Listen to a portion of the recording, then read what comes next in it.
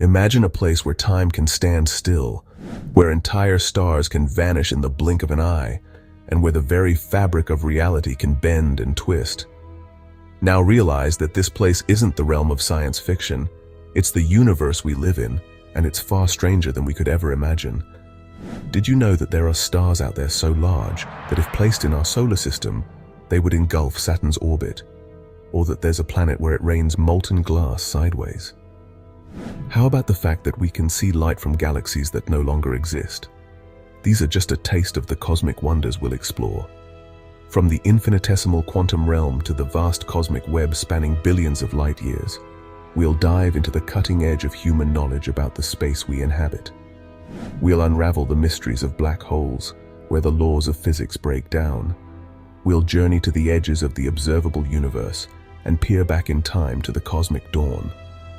We'll explore the possibility of parallel universes and dimensions beyond our perception.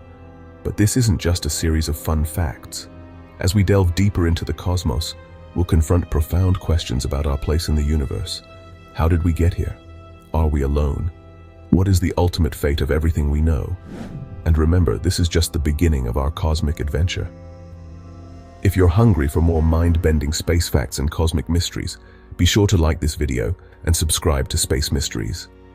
Now let's blast off into the cosmic unknown and discover just how strange and beautiful our universe really is.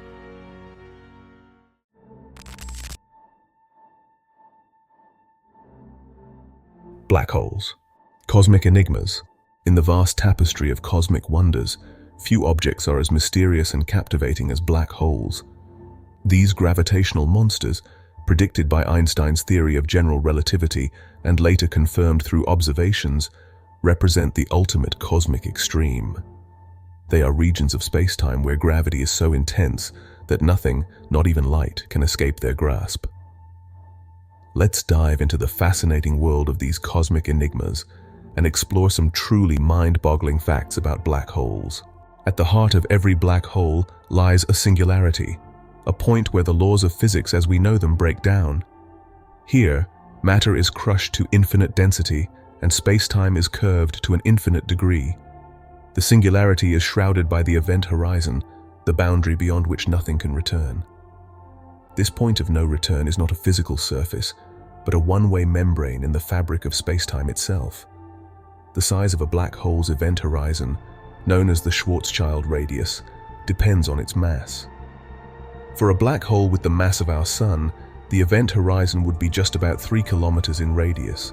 But supermassive black holes at the centers of galaxies can have event horizons millions or even billions of kilometers across. One of the most mind-bending aspects of black holes is their effect on time. As you approach a black hole, time slows down relative to distant observers due to gravitational time dilation. This effect becomes more pronounced the closer you get to the event horizon. If you were to watch a clock falling into a black hole, you'd see it tick ever more slowly, finally freezing at the event horizon. From the perspective of the falling clock, however, time would proceed normally, while the outside universe would appear to speed up. This time dilation leads to one of the most disturbing thought experiments in astrophysics, the fate of an astronaut falling into a black hole. From the perspective of a distant observer, the unfortunate explorer would appear to slow down as they approach the event horizon, their image growing redder and dimmer, but never quite reaching the horizon itself. They would seem frozen in time at the edge of the black hole, slowly fading from view over millions of years. But for the falling astronaut, the experience would be drastically different and far more terrifying. They would pass the event horizon without noticing anything unusual, but as they continued to fall, they would witness the entire future history of the universe unfold before their eyes in a matter of moments. Stars would live and die, galaxies would collide and disperse, and the universe itself would age towards its heat death, all while the astronaut plummeted ever deeper into the black hole's maw. This scenario, known as the spaghettification process, only gets more horrifying. As the astronaut falls deeper into the black hole, the difference in gravitational pull between their head and feet would become so extreme that they would be stretched out like cosmic spaghetti, their very atoms torn apart by tidal forces. It's a death of unimaginable agony, stretched across the entire lifespan of the universe from the perspective of outside observers. Black holes come in different sizes, each with its own fascinating properties. Stellar mass black holes, formed from the collapse of massive stars, are typically 5 to several tens of solar masses. The largest stellar mass black hole detected so far is about 100 times the mass of our Sun. Supermassive black holes, found at the centers of most galaxies, are cosmic behemoths millions or billions of times more massive than our Sun. The supermassive black hole at the center of our Milky Way, Sagittarius A*, has a mass of about 4 million suns. But even this pales in comparison to the largest known supermassive black hole, which resides in the galaxy TUN 618 and has a mass of 66 billion suns. In recent years, astronomers have also found evidence for intermediate mass black holes, with masses ranging from about 100 to 100,000 solar masses. These could be the missing link between stellar mass and supermassive black holes, providing clues about how the latter grow to such enormous sizes. One of the most exciting recent developments in black hole research was the first ever image of a black hole's shadow, captured by the Event Horizon Telescope in 2019. This groundbreaking image showed the supermassive black hole at the center of the galaxy M87, confirming many of our theoretical predictions about these cosmic monsters. Black holes are not just destroyers, they also play a crucial role in shaping the universe. Supermassive black holes at the centers of galaxies can regulate star formation through their powerful jets and outflows. When black holes merge, they release enormous amounts of energy in the form of gravitational waves, ripples in the fabric of space-time that we can now detect with instruments like LIGO and Virgo. The merger of two black holes is one of the most energetic events in the universe. In a fraction of a second, these cosmic collisions can release more energy than all the stars in the observable universe combined. Yet this energy is emitted not as light, but as gravitational waves, invisible ripples in the fabric of space-time. One of the most perplexing aspects of black holes is the information paradox. According to quantum mechanics, information cannot be destroyed, yet black holes seem to erase all information about what falls into them. This apparent contradiction has puzzled physicists for decades and led to heated debates about the nature of information, quantum mechanics, and the fundamental laws of the universe. Stephen Hawking proposed a potential solution to this paradox with his theory of Hawking radiation. According to this theory, black holes aren't entirely black, but emit a faint glow of radiation due to quantum effects near the event horizon. Over enormous timescales, this radiation would cause black holes to slowly evaporate and eventually disappear. The information that fell into the black hole might be encoded in this radiation, preserving it in some form. The concept of Hawking radiation leads to some truly mind-bending possibilities. For instance, very small black holes, created in the early universe, might be exploding all around us right now, releasing enormous amounts of energy in their final moments. These primordial black holes could potentially explain dark matter, or even serve as portals to other universes. Speaking of other universes, some theories suggest that the interiors of black holes might contain entire universes. The extreme warping of space-time inside a black hole could, theoretically, lead to the formation of a baby universe that expands into its own separate cosmos. If true, our own universe might be the interior of a black hole in another, larger universe. Black holes also challenge our understanding of the nature of space and time. Near a black hole, space-time becomes so warped that our usual notions of here and there or before and after break down. Some theories even suggest that inside a black hole, space and time might swap roles, with time becoming a spatial dimension and space becoming temporal. The extreme nature of black holes makes them perfect cosmic laboratories for testing the limits of our physical theories. They are one of the few places in the universe where quantum mechanics and general relativity, our two most successful but seemingly incompatible theories, must somehow reconcile. Understanding black holes could be the key to developing a unified theory of quantum gravity, the holy grail of modern physics. Black holes might also hold the key to technological advances beyond our wildest dreams. Some scientists have proposed harnessing the energy of rotating black holes through a process called the Penrose process. While far beyond our current capabilities, such technology could provide virtually limitless energy to an advanced civilization. Even more speculatively, some physicists have suggested that artificially created micro-black holes could be used for everything from energy production to space propulsion. A black hole engine could potentially accelerate a spacecraft to near the speed of light, opening up the possibility of interstellar travel. The study of black holes also intersects with cutting-edge areas of theoretical physics in fascinating ways. For instance, the holographic principle, inspired by black hole physics, suggests that all the information contained in a volume of space can be represented by a theory that works on the boundary of that region. This mind-bending idea implies that our three-dimensional reality might be a projection of a two-dimensional surface at the edge of the universe. Another fascinating concept arising from black hole physics is the idea of black hole complementarity. This principle suggests that the seemingly contradictory experiences of an observer falling into a black hole and one watching from outside can both be correct from their own perspectives. It's a reminder that in the extreme realm of black holes, our usual notions of absolute truth may not apply. As we peer into these cosmic abysses, we must also consider their implications for the fate of the universe. If the current expansion of the universe continues to accelerate, driven by dark energy, we might be heading for a big freeze, where the universe becomes an ever colder, ever emptier place. In this scenario, black holes might become the last bastions of activity in an otherwise dead cosmos, slowly evaporating over unimaginable timescales.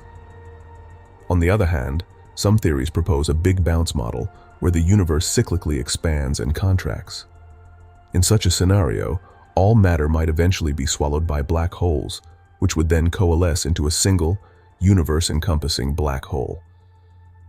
This big crunch could then lead to a new Big Bang, starting the cycle anew. As we conclude our exploration of black holes, we're left with a sense of awe at the sheer strangeness and complexity of these cosmic phenomena. Black holes represent the ultimate extremes of our universe, places where the laws of physics are pushed to their very limits and beyond. They challenge our understanding of the nature of reality itself, forcing us to grapple with concepts that defy our everyday intuitions. From the death throes of massive stars to the hearts of galaxies, from the fabric of space-time to the nature of information itself, black holes touch upon every aspect of our cosmic understanding. They are at once destroyers and creators, cosmic sinkholes and astronomical beacons, the simplest objects in the universe and the most complex. As we continue to study these cosmic enigmas, we push the boundaries of human knowledge and imagination. Each new discovery about black holes opens up new questions, new possibilities, and new realms of wonder. In the inky depths of these cosmic monsters, we find not just the darkness of the unknown, but the glimmering light of new understanding. Black holes remind us that the universe is far stranger and more wonderful than we could have ever imagined. They challenge us to think beyond the limits of our everyday experience, to grapple with concepts that stretch the very fabric of our understanding.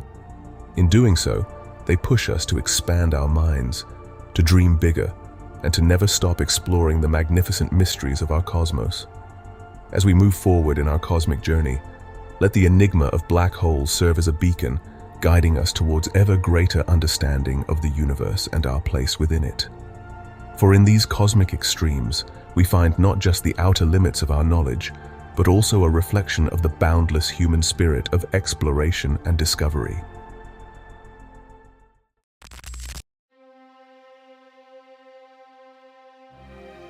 Exoplanets, worlds beyond our own.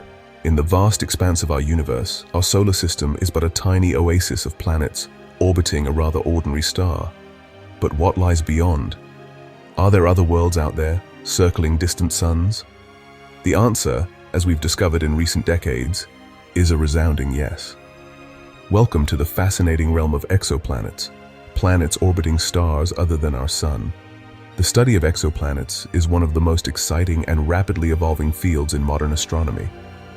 Since the first confirmed discovery of an exoplanet orbiting a main sequence star in 1995, we found thousands of these alien worlds, each one expanding our understanding of planetary formation, evolution, and the potential for life in the universe. Let's start with some mind-boggling numbers. As of 2023, we've confirmed the existence of over 5,000 exoplanets, with thousands more candidates awaiting confirmation. These planets have been detected around more than 3,000 different stars. But here's the kicker. Based on these discoveries, astronomers estimate that there could be at least one planet orbiting every star in our galaxy. With hundreds of billions of stars in the Milky Way alone, we're potentially looking at hundreds of billions of planets in our galaxy, and that's just the beginning. The diversity of these exoplanets is truly astounding. We've found planets smaller than Mercury and others more massive than Jupiter. We've discovered worlds so close to their stars that they complete an orbit in mere hours, and others so distant it takes them thousands of years to make a single revolution. Some exoplanets orbit binary or even triple star systems, experiencing multiple sunrises and sunsets. Others are rogue planets, drifting alone through the cosmic void without a parent star. One of the most exciting categories of exoplanets is the so-called super-Earths. These are planets with masses greater than Earth's but less than that of ice giants like Uranus or Neptune. Interestingly, super-Earths are among the most common type of planet in our galaxy, despite the fact that we don't have any in our solar system. Some super-Earths might be scaled-up rocky worlds, while others could be mini-Neptunes with thick atmospheres. Their study could provide crucial insights into planetary formation and evolution. On the other end of the scale, we have hot Jupiters, massive gas giants orbiting perilously close to their parent stars. These worlds, often larger than Jupiter but orbiting closer to their stars than Mercury does to our Sun, challenge our understanding of planetary formation. Their discovery was one of the first major surprises in exoplanet research, forcing astronomers to rethink their models of how and where planets form in stellar systems. Perhaps even more intriguing are the potentially habitable exoplanets we've discovered. These are worlds orbiting within the Goldilocks zone of their stars, not too hot, not too cold, but just right for liquid water to exist on the surface. The discovery of such planets like Proxima Centauri b orbiting our nearest stellar neighbor has ignited the imagination of scientists and the public alike. Could these worlds harbor life? What would that life look like? The search for biosignatures in the atmospheres of these planets is one of the most exciting frontiers in astronomy.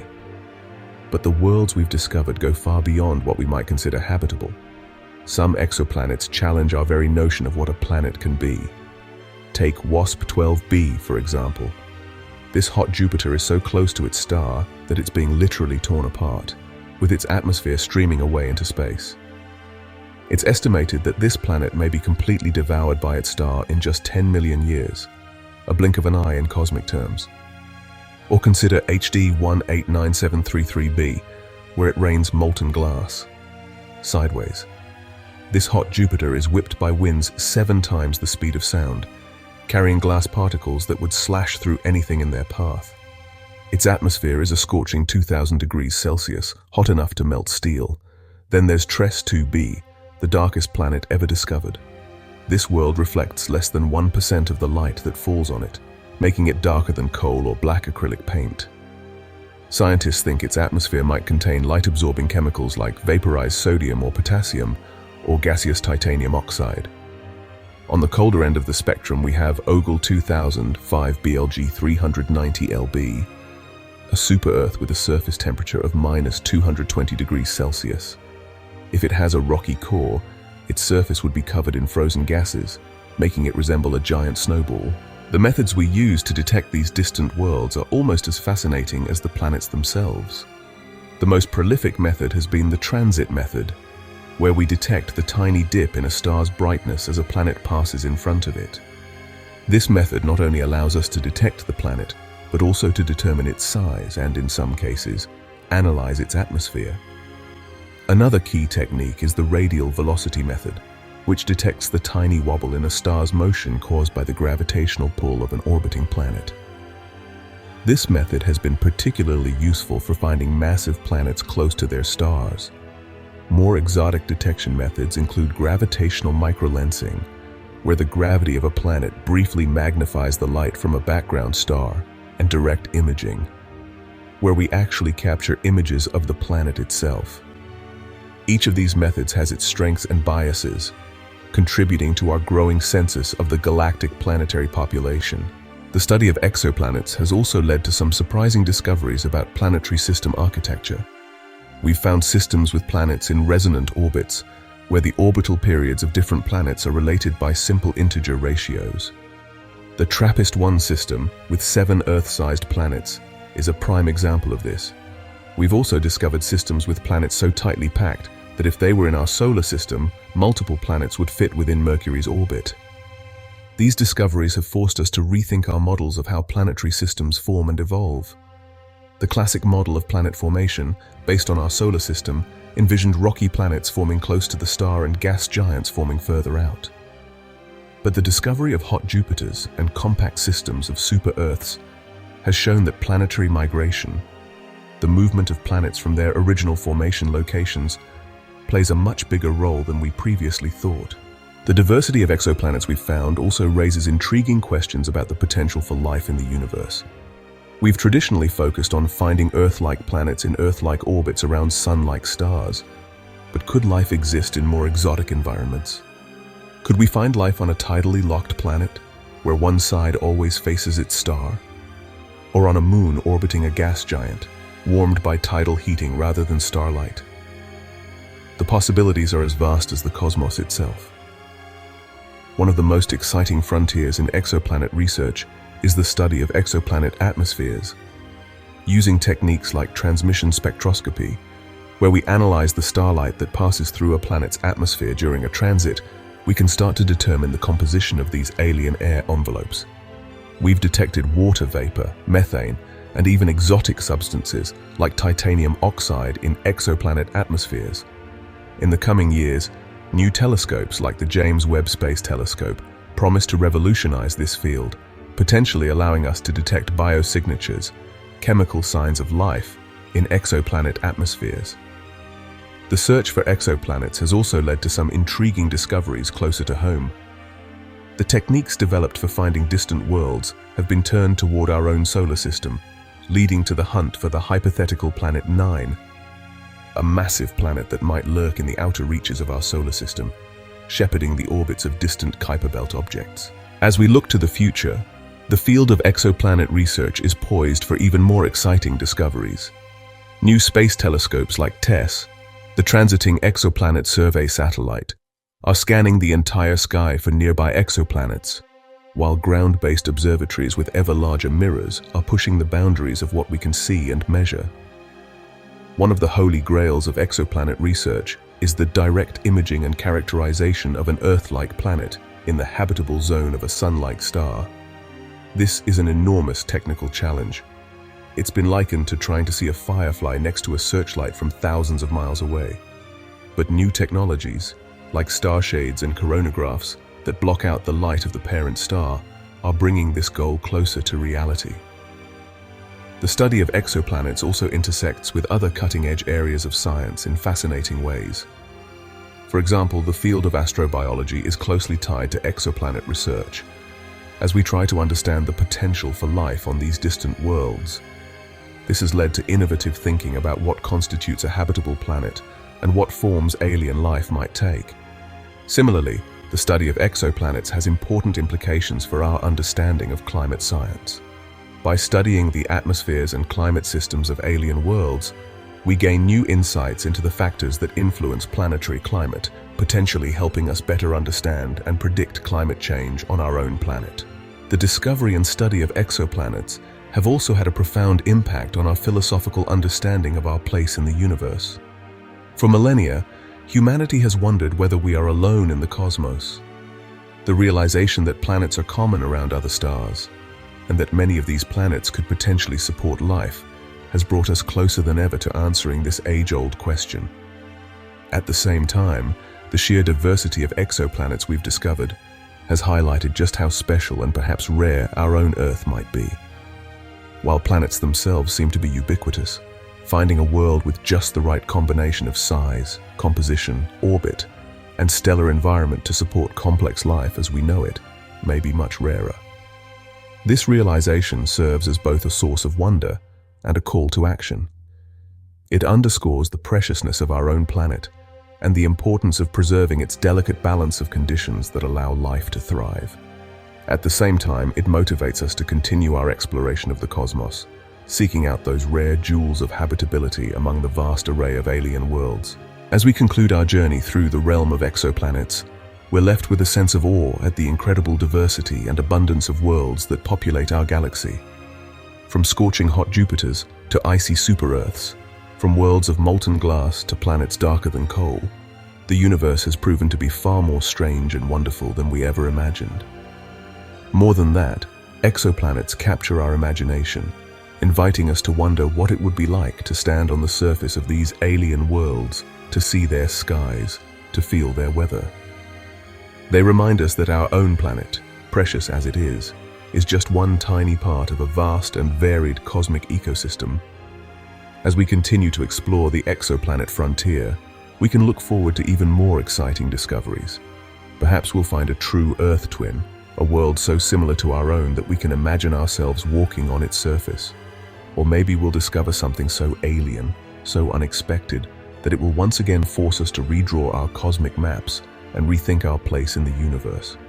In the end, the study of exoplanets is about more than just distant worlds orbiting other stars. It's about understanding our own origins, our cosmic context, and our potential future. It's about answering the most fundamental questions of existence. Are we alone?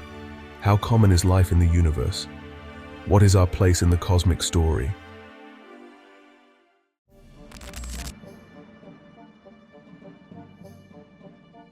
Dark matter and dark energy. The invisible universe.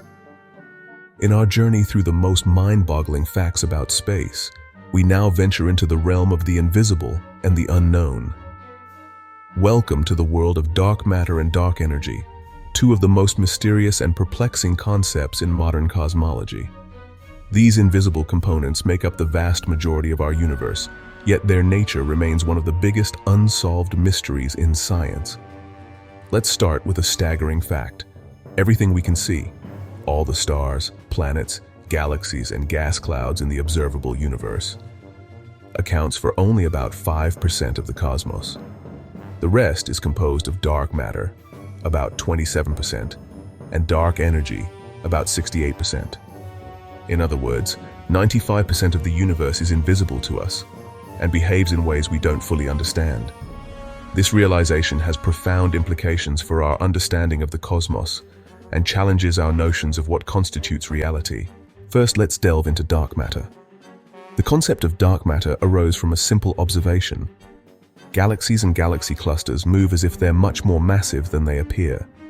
In the 1930s, astronomer Fritz Zwicky noticed that galaxies in the Coma cluster were moving much faster than they should based on their visible mass. He proposed that some invisible dark matter must be providing the extra gravitational pull. This idea was largely ignored for decades until the 1970s, when Vera Rubin and Kent Ford made similar observations of galactic rotation curves, reigniting interest in the concept. Since then, numerous lines of evidence have supported the existence of dark matter. Stars at the edges of galaxies orbit much faster than they should based on the visible mass, suggesting a large halo of invisible matter. This phenomenon, known as the galaxy rotation problem, is one of the most compelling pieces of evidence for dark matter. If galaxies only contained the matter we can see, they would quickly fly apart due to their rapid rotation. The fact that they don't implies the presence of a large amount of invisible mass holding them together.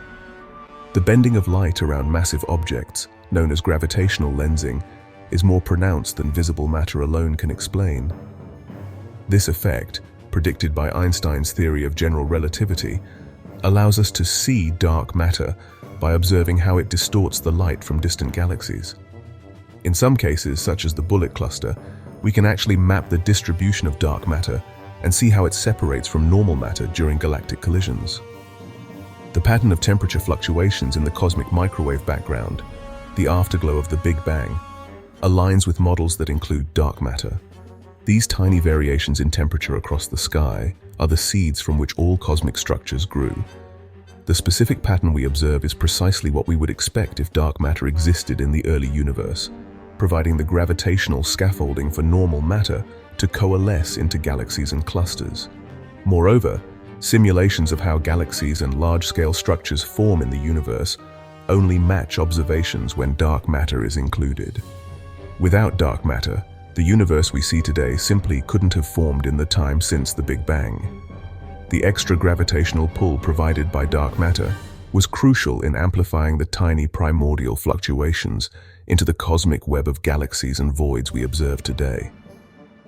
Despite this wealth of evidence, we still don't know what dark matter is made of. It doesn't interact with light or other electromagnetic radiation, making it invisible to our telescopes. It seems to interact only through gravity and possibly the weak nuclear force. This elusive nature has led scientists to propose various candidates for dark matter particles.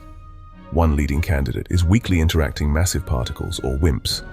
These hypothetical particles would have mass, explaining dark matter's gravitational effects, but would interact only weakly with normal matter, explaining why they're so hard to detect. Another possibility is axions, extremely light particles originally proposed to solve a problem in quantum chromodynamics. Some researchers have even suggested that primordial black holes, formed in the early universe, could account for some or all of dark matter. The search for dark matter particles is one of the most active areas of research in physics. Experiments deep underground, like Xenon and LUX, are trying to detect rare collisions between dark matter particles and normal matter. These detectors, often placed in abandoned mines to shield them from cosmic rays, use large tanks of liquefied noble gases like xenon. If a dark matter particle collides with an atom in the tank, it should produce a tiny flash of light.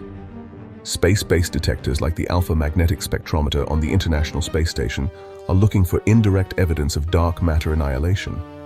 If dark matter particles can annihilate each other, this process should produce a detectable excess of antimatter particles in cosmic rays. So far, tantalizing hints have been observed, but no definitive detection. Particle accelerators like the Large Hadron Collider are attempting to create dark matter particles in high-energy collisions. By smashing particles together at nearly the speed of light, scientists hope to create conditions similar to those in the early universe, potentially producing dark matter particles that could be detected by their apparent missing energy in collision events. The implications of dark matter are profound. It shapes the large-scale structure of the universe, forming a cosmic web along which visible matter accumulates. Without dark matter, galaxies and galaxy clusters as we know them couldn't exist. Our own Milky Way is thought to be embedded in a vast halo of dark matter, extending far beyond the visible disk of stars. This halo plays a crucial role in the dynamics of our galaxy and its interactions with nearby galaxies like Andromeda. Now let's turn to the even more mysterious dark energy. If dark matter was a surprising discovery, dark energy was a shocking one. In the late 1990s, two teams of astronomers were studying distant supernovae to measure how the expansion of the universe was slowing down due to gravity. To their astonishment, they found that the expansion was actually accelerating. This discovery, which earned the 2011 Nobel Prize in Physics, completely upended our understanding of cosmic evolution. This acceleration requires an enormous amount of energy permeating all of space, pushing the universe apart. This is dark energy, and it's perhaps the biggest mystery in modern physics. Dark energy makes up about 68% of the universe, making it the dominant component of the cosmos. The nature of dark energy is completely unknown. It could be a property of space itself, a new field, or something even more exotic. One possibility is that dark energy is the energy of the vacuum itself. In quantum field theory, empty space isn't truly empty, but is filled with virtual particles popping in and out of existence. The energy associated with this quantum vacuum could, in theory, drive the accelerated expansion we observe. However, when physicists try to calculate how much vacuum energy there should be, they get a number that's 120 orders of magnitude larger than what we observe. This cosmological constant problem is one of the biggest discrepancies in all of physics. Another possibility is that dark energy is a new kind of dynamical energy field that fills all of space. This hypothetical field, sometimes called quintessence, could change over time and might even eventually reverse its effect, leading to a big crunch rather than eternal expansion. Some more exotic theories propose modifications to Einstein's theory of gravity on cosmic scales, or suggest that we're observing the effects of other universes pulling on our own. Dark energy acts like anti-gravity, pushing the universe apart instead of pulling it together. If the density of dark energy remains constant, as current observations suggest, the universe will expand forever, eventually becoming cold, dark, and empty. This big freeze scenario is a rather bleak forecast for the far future of our cosmos. The discovery of dark energy has profound implications for the fate of the universe. Instead of eventually slowing down and possibly recollapsing, the universe appears to be headed for a big freeze or heat death scenario. In the very distant future, galaxies will be so far apart that they'll be invisible to each other. Stars will burn out, black holes will evaporate, and, well, the universe will become an ever colder, ever emptier place. This end state of the universe, trillions upon trillions of years in the future, represents a kind of cosmic heat death, where all energy is evenly distributed and no more work can be done. The nature of dark energy is one of the biggest open questions in physics. Is it a cosmological constant, as Einstein once proposed?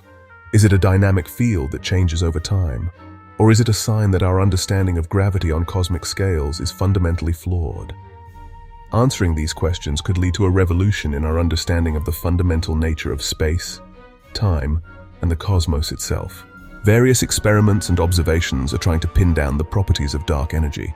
The Dark Energy Survey is mapping hundreds of millions of galaxies to track the expansion of the universe over time. By precisely measuring the positions and redshifts of galaxies at different distances, scientists can trace how the expansion rate has changed over cosmic history, providing crucial data on the nature of dark energy. Future missions like the European Space Agency's Euclid satellite and NASA's Nancy Grace Roman Space Telescope will provide even more precise measurements. These space-based observatories will map the distribution of galaxies with unprecedented accuracy, allowing us to see how cosmic structures have evolved under the influence of dark energy. They may even be able to determine if dark energy's strength has changed over time, a crucial test of different theoretical models. The existence of dark matter and dark energy challenges our notions of what constitutes normal in the universe. What we once thought was the entirety of existence, stars, planets, galaxies, turns out to be just the tip of the cosmic iceberg. The vast majority of the universe is invisible and behaves in ways we don't yet understand. This realization is both humbling and exciting, opening up vast new frontiers for exploration and discovery. This realization has led to some mind-bending possibilities. Some theories suggest there could be a dark sector with multiple types of dark matter particles and even dark forces. Just as normal matter comes in a variety of particles with different properties and interactions, dark matter might have its own rich spectrum of particles and forces, invisible to us, but crucial to the structure of the cosmos. If dark matter can form complex structures, could there be dark matter life forms completely invisible and undetectable to us? While highly speculative, this idea raises profound questions about the nature of life and our place in the universe. There might be entire ecosystems, perhaps even civilizations, made of dark matter, utterly unaware of our existence just as we are unaware of theirs. There might be entire galaxies made mostly of dark matter, with few or no stars invisible to our telescopes. These dark galaxies could outnumber normal galaxies, forming a shadow universe alongside the one we can see. Some astronomers have searched for such objects, looking for their gravitational effects on visible matter, or for the faint glow that might be produced if dark matter particles can annihilate each other. Instead of dark matter and dark energy, could our understanding of gravity be wrong on cosmic scales? Theories like modified Newtonian dynamics, or MOND, explore this possibility. MOND proposes that gravity behaves differently at very low accelerations, potentially explaining galactic rotation curves without the need for dark matter. While MOND has had some successes, it struggles to explain all the evidence for dark matter, particularly on the scale of galaxy clusters and the cosmic web. Some models propose that dark energy could interact with dark matter, potentially altering the evolution of cosmic structures. This interaction could lead to variations in the distribution of matter that might be detectable with future surveys. It could also affect the ultimate fate of the universe, perhaps preventing the heat death scenario predicted by simpler models of dark energy. The study of dark matter and dark energy intersects with other cutting-edge areas of physics in fascinating ways. The search for dark matter particles pushes the boundaries of our understanding of fundamental particles and forces. It requires us to consider particles and interactions beyond the standard model of particle physics, potentially leading to new insights into the fundamental nature of matter and energy. Some theories of dark energy invoke quantum effects on a cosmic scale, bridging the gap between the very small and the very large. This connection between quantum mechanics and cosmology is one of the most active and challenging areas of theoretical physics. Understanding how quantum effects influence the largest scales of the universe could lead to a long-sought theory of quantum gravity. Extra dimensions proposed by string theory could explain the weakness of gravity and potentially the nature of dark energy. In these models, our universe might be a four-dimensional brain floating in a higher dimensional space. The apparent weakness of gravity compared to the other fundamental forces could be explained by gravity leaking into these extra dimensions. Some versions of this idea even suggest that dark energy could be explained as the influence of another brain pulling on our own. The holographic principle, a mind-bending idea inspired by black hole physics, suggests our three-dimensional universe might be a projection of a two-dimensional reality and could potentially explain dark energy. This concept, which emerges from string theory and studies of quantum gravity, proposes that all the information in a volume of space can be encoded on its boundary. If true, it would represent a radical reimagining of the nature of space, time, and the cosmos itself. The discovery of dark matter and dark energy has also had profound philosophical implications. It highlights how limited our perception of the universe really is. We're like fish in a cosmic ocean, unaware of the vast currents shaping our environment. It's a humbling reminder of how much we have yet to learn about the nature of reality. These discoveries challenge our notions of what it means to know something in science. We can detect the gravitational effects of dark matter and measure the accelerating expansion caused by dark energy, yet we don't know what they fundamentally are. This situation pushes us to question our assumptions and to develop new ways of probing the universe. Moreover, dark matter and dark energy underscore the importance of evidence-based science.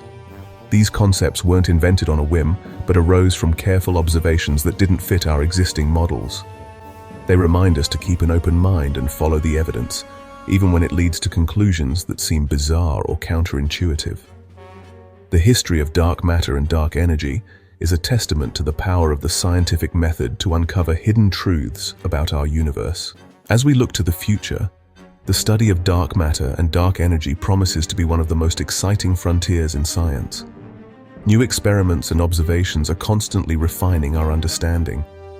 Advanced LIGO and other gravitational wave detectors might detect dark matter through its gravitational effects on merging neutron stars or black holes.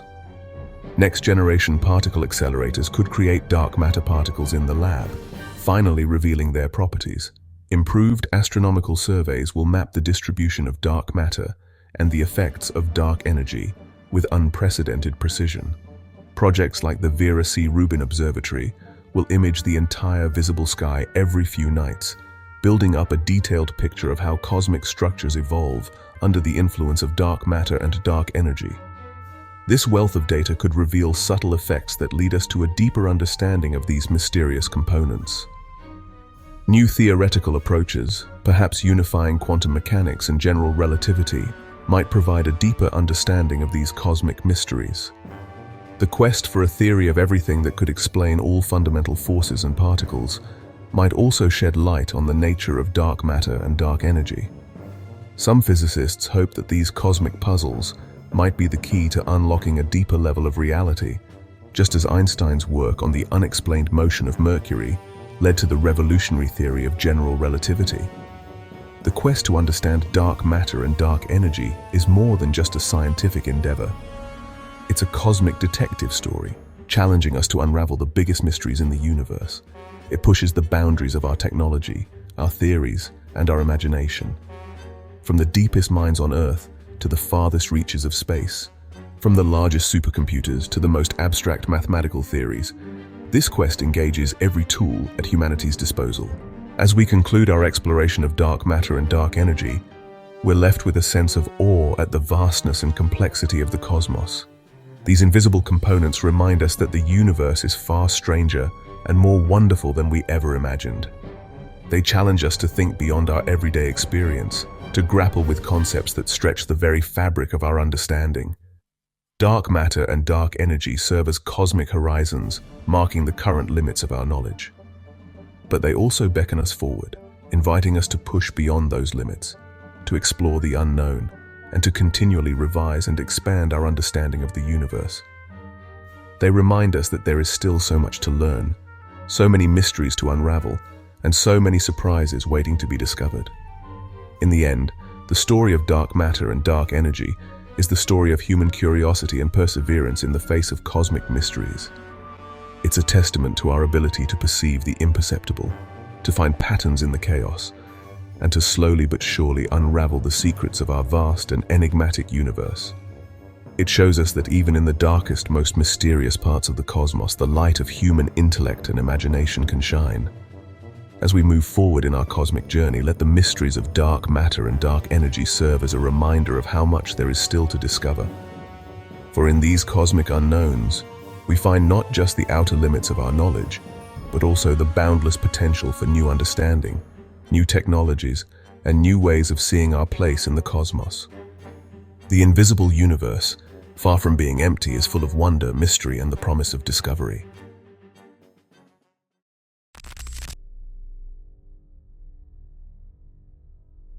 The life cycle of stars.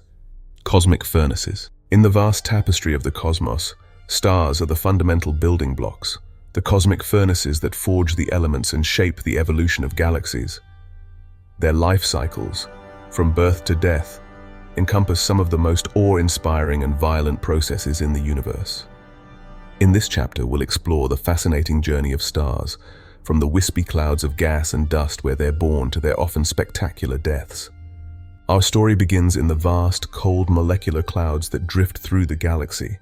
These enormous clouds, sometimes spanning hundreds of light years, are composed primarily of hydrogen and helium, with traces of heavier elements.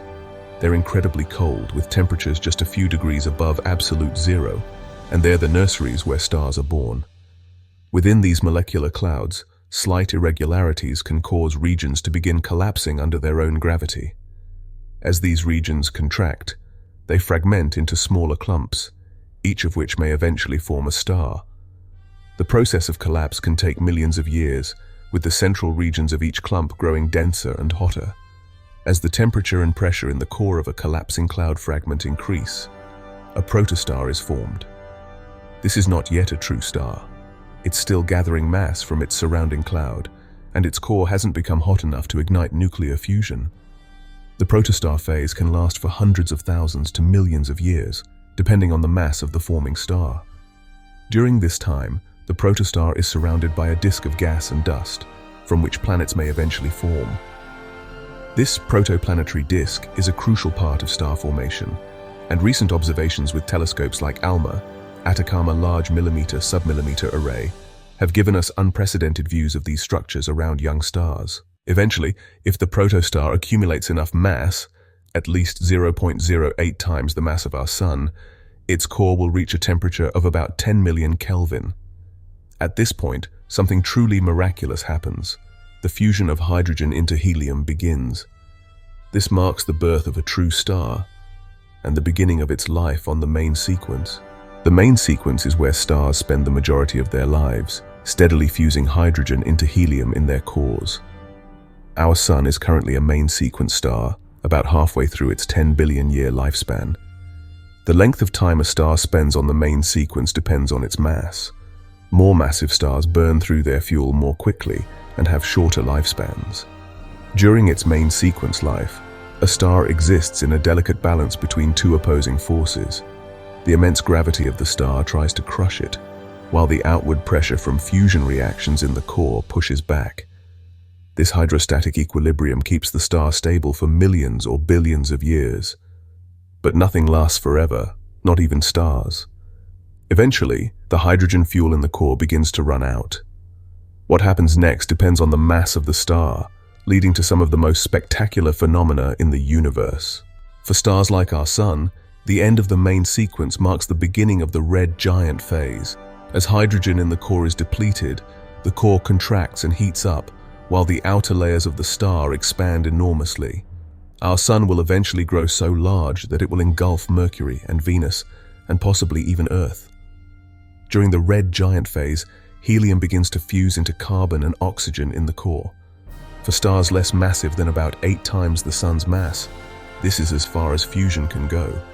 The star will eventually eject its outer layers, forming a beautiful planetary nebula, while the core collapses into a white dwarf, a small, incredibly dense remnant about the size of Earth. White dwarfs are fascinating objects. They're no longer undergoing fusion, but they're so hot that they continue to glow for billions of years. They're held up not by fusion pressure, but by electron degeneracy pressure, a quantum mechanical effect that prevents electrons from occupying the same energy state. A teaspoon of white dwarf material would weigh several tons on Earth. For more massive stars, the story takes a more violent turn. Stars more than about 8 times the mass of the Sun can continue fusing elements beyond carbon and oxygen. In a cosmic version of onion-like layers, these stars fuse progressively heavier elements in their cores: neon, magnesium, silicon, and eventually iron. Iron is the end of the line for fusion in stars. Fusing iron doesn't release energy, it requires energy. When the core of a massive star turns to iron, it spells the beginning of the end. Within seconds, the core collapses. The outer layers of the star fall inward, then bounce off the dense core and are ejected outward in a titanic explosion, a supernova. A supernova is one of the most energetic events in the universe. For a brief time, a single exploding star can outshine an entire galaxy. The explosion spreads newly forged heavy elements into space, enriching the interstellar medium and providing the building blocks for future generations of stars and planets. Indeed, most of the elements heavier than iron in our bodies were created in supernovae. The fate of the stellar core in a supernova depends on its mass. If the core is between about 1.4 and 3 solar masses, it will collapse into a neutron star. These objects are incredibly dense. A teaspoon of neutron star material would weigh billions of tons on Earth. They're held up by neutron degeneracy pressure, another quantum mechanical effect. Neutron stars have some extreme properties. They're typically only about 20 kilometers in diameter, but can have masses greater than the Sun. They spin incredibly fast. Some, known as pulsars, rotate hundreds of times per second. They also have incredibly strong magnetic fields, up to a quadrillion times stronger than Earth's. If the core of the dying star is more than about 3 solar masses, not even neutron degeneracy pressure can stop its collapse. In this case, the core collapses into a black hole, an object so dense that not even light can escape its gravitational pull. Black holes are some of the most extreme objects in the universe, warping space and time around them and challenging our understanding of physics. But the story doesn't end there. The material ejected in supernovae, along with the gas thrown off by red giants, becomes part of the interstellar medium. This gas, enriched with heavy elements, will eventually form new molecular clouds. And so the cycle begins again, with new stars and planets forming from the remains of previous generations of stars. This cycle of stellar birth, life, and death is crucial to the evolution of the universe. The very first stars, formed shortly after the Big Bang, were composed almost entirely of hydrogen and helium. It was only through successive generations of stars living, dying, and spreading their elemental riches that the universe became enriched with the heavier elements necessary for planets and life as we know it. In a very real sense, we are children of the stars. The carbon in our cells, the oxygen we breathe, the iron in our blood, all of these were forged in the hearts of stars and scattered across space in their death throes. As Carl Sagan famously said, we are made of star stuff. The study of stellar evolution has led to some fascinating discoveries and theories. For instance, we now believe that some of the most massive stars might end their lives in hypernova explosions, even more energetic than typical supernovae. These events might be responsible for the mysterious gamma-ray bursts we observe from across the universe. Another intriguing possibility is that of pair instability supernovae.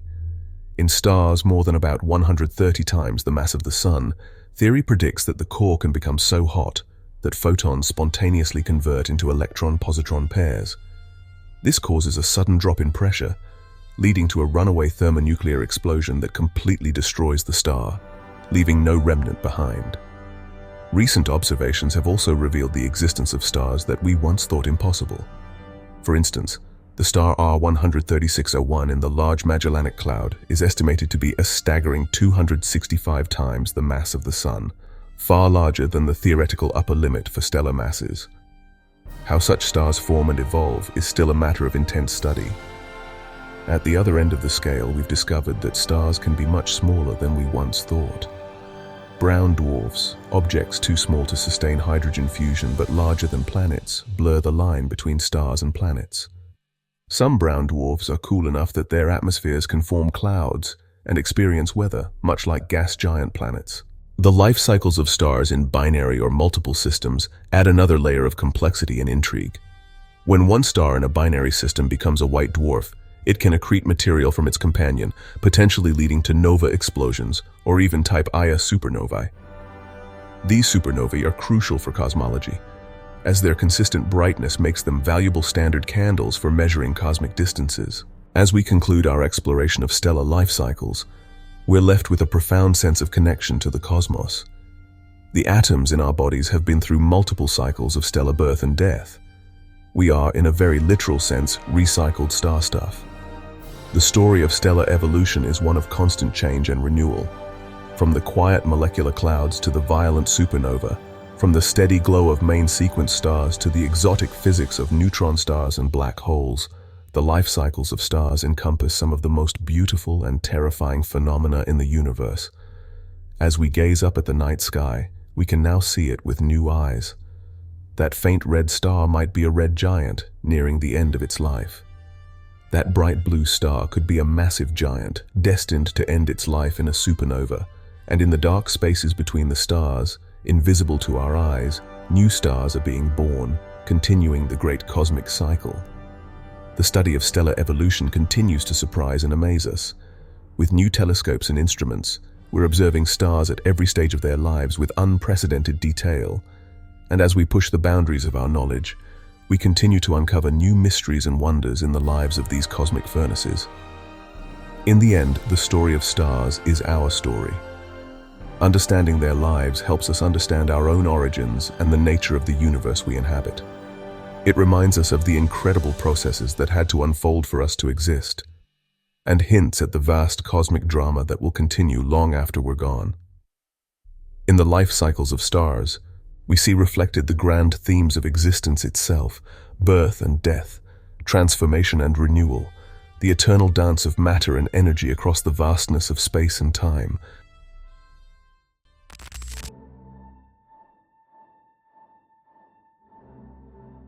Galaxies and cosmic structures, the architecture of the universe.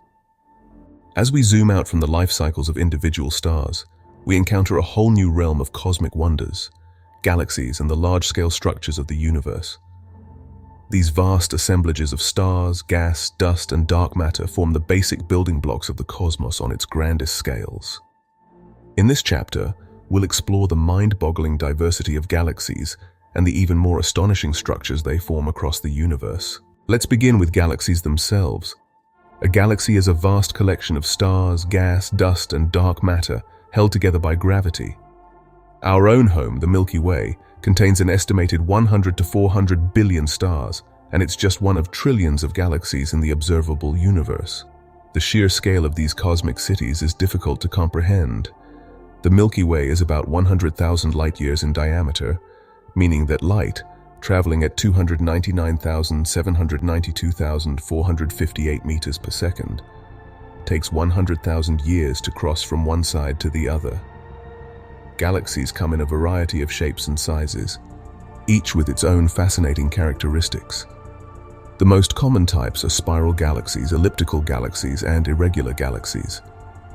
Our Milky Way is a spiral galaxy, characterized by its distinctive spiral arms wrapping around a central bulge.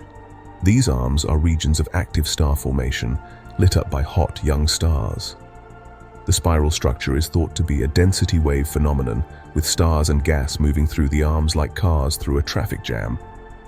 Elliptical galaxies, on the other hand, are more spheroidal or football-shaped. They typically contain older stars and have little ongoing star formation. Despite their apparently simple structure, elliptical galaxies can be among the largest and most massive galaxies in the universe. For example, the giant elliptical galaxy M87, famous for the first image of a black hole in its center, has a mass of about 2.4 trillion times that of our Sun. Irregular galaxies lack a distinct shape and are often the result of gravitational interactions or collisions with other galaxies. These cosmic train wrecks can produce some of the most beautiful and bizarre shapes in the universe. The antennae galaxies, for instance, are a pair of colliding galaxies with long tidal tails of stars and gas stretching out into space. But these broad categories are just the beginning. As we've studied the universe in greater detail, we've discovered an astonishing variety of galactic forms. There are ring galaxies, formed when one galaxy punches through the center of another. There are polar ring galaxies, with a ring of stars and gas orbiting perpendicular to the main disk. There are even green P galaxies, compact galaxies undergoing intense bursts of star formation that make them appear green in images. One of the most intriguing types of galaxies are the so-called ultra-diffuse galaxies. These ghostly objects are as large as the Milky Way, but have only about 1% as many stars, making them incredibly faint and difficult to detect. Their existence challenges our understanding of galaxy formation and evolution. How can such tenuous structures survive in the cosmic ecosystem? At the other extreme, we have the ultra-compact dwarf galaxies. These objects are only about 200 light-years across, but can contain more than 100 million stars. They're thought to be the stripped cores of larger galaxies that have been torn apart by the gravitational forces of even larger galaxies. The study of galaxies has led to some profound discoveries about the nature of the universe. Perhaps the most famous is the realization that most galaxies contain supermassive black holes at their centers. Our own Milky Way harbors a black hole, Sagittarius A*, with a mass of about 4 million suns. But this pales in comparison to some of the monsters out there. The current record holder is the black hole at the center of the galaxy TON 618, with a mass of 66 billion suns. These supermassive black holes play a crucial role in galactic evolution. When they're actively feeding on surrounding matter, they can become quasars, incredibly bright objects that can outshine entire galaxies. The energy output from these active galactic nuclei can profoundly influence their host galaxies, regulating star formation and even driving gas out of the galaxy in powerful jets. Another key discovery is that galaxies are surrounded by vast halos of dark matter. These invisible components extend far beyond the visible disk of stars and gas, and they dominate the total mass of the galaxy. The gravitational effects of these dark matter halos are crucial for understanding how galaxies rotate and how they interact with each other. Speaking of interactions, galaxies are far from isolated islands in space. They frequently collide and merge with one another in a cosmic dance that can last for billions of years. Our own Milky Way is currently cannibalizing several smaller dwarf galaxies, and in about 4.5 billion years, it will collide with the Andromeda Galaxy. This collision will dramatically reshape both galaxies, likely resulting in a giant elliptical galaxy that astronomers have dubbed Milkomeda. But even this grand collision is just a small part of a larger story. Galaxies are not randomly distributed through space. Instead, they form even larger structures, creating a cosmic web that spans the observable universe. This web consists of dense clusters of galaxies connected by filaments and separated by vast voids. Galaxy clusters are the largest gravitationally bound structures in the universe. They can contain hundreds or even thousands of galaxies, all orbiting around a common center of mass. The space between these galaxies is filled with incredibly hot gas, so hot that it glows in X-rays. This intra-cluster medium, as it's called, contains more mass than all the stars in all the galaxies in the cluster. One of the most famous galaxy clusters is the Coma cluster, containing over 1,000 identified galaxies. Studying such clusters has led to some of the strongest evidence for the existence of dark matter. The galaxies in these clusters move much faster than they should, based on the visible mass, implying the presence of large amounts of invisible matter. Even more mind-boggling are superclusters, clusters of galaxy clusters. Our own Milky Way is part of the Local Group, a small cluster of galaxies that in turn is part of the Virgo supercluster. But recent research has shown that the Virgo supercluster is just one lobe of an even larger structure, the Laniakea supercluster. Laniakea, meaning immeasurable heaven in Hawaiian, spans about 520 million light-years and contains about 100,000 galaxies. It's one of the largest known structures in the universe, and yet it's still just a small part of the cosmic web. This cosmic web, revealed by large-scale surveys of the universe, is one of the most awe-inspiring discoveries in modern cosmology. Galaxies and clusters are arranged in a vast network of filaments, separated by enormous voids. These voids are not completely empty. They contain a few galaxies, but they're much less dense than the filaments and clusters. The largest known void, the Bootes void, is about 330 million light-years in diameter and contains very few galaxies. The origin of this cosmic web can be traced back to tiny quantum fluctuations in the early universe. These fluctuations were amplified by cosmic inflation, an early period of rapid expansion, and then grew under the influence of gravity.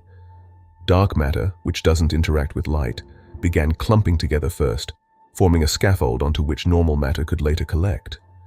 This process led to the rich hierarchical structure we observe today. One of the most powerful tools for studying this large-scale structure is the cosmic microwave background, or CMB radiation. This afterglow of the Big Bang provides a snapshot of the universe when it was only about 380,000 years old. The tiny temperature variations in the CMB map out the density fluctuations that would eventually grow into the cosmic web. Another crucial tool is the study of baryon acoustic oscillations, or BAO. These are sound waves in the early universe that left an imprint in the distribution of galaxies. By measuring this imprint at different distances and thus different times in the past, astronomers can track how the universe has expanded over time. This has provided some of the strongest evidence for the existence of dark energy. The study of large-scale structure also provides insights into fundamental physics. For example, the exact properties of the cosmic web depend on the nature of dark matter. Cold dark matter would clump together more easily, leading to more small-scale structure, while warm dark matter would produce a smoother distribution. By carefully mapping the cosmic web, astronomers hope to constrain the properties of dark matter. Similarly, the evolution of large-scale structure over time is influenced by dark energy. As dark energy causes the expansion of the universe to accelerate, it inhibits the growth of structure. By studying how structure formation has changed over cosmic history, astronomers can learn about the nature of dark energy. One of the most exciting frontiers in the study of cosmic structure is the exploration of the cosmic dawn, the era when the first stars and galaxies formed. The James Webb Space Telescope, with its unprecedented sensitivity to infrared light, is peering back to this early epoch, revealing galaxies that formed when the universe was less than 5% of its current age. These early galaxies were very different from those we see today.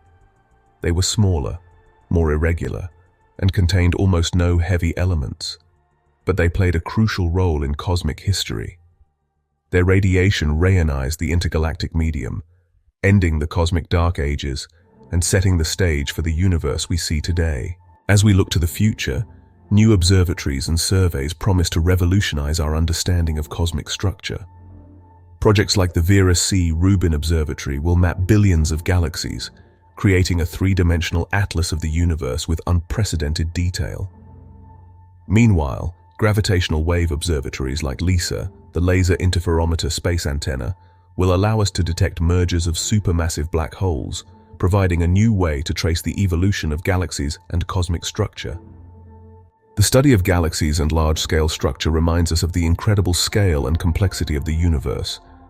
From individual stars to galaxies, from clusters to superclusters, from filaments to voids, we see a hierarchy of structures that spans an almost unimaginable range of sizes. And yet, all of this visible structure accounts for only a small fraction of the content of the universe.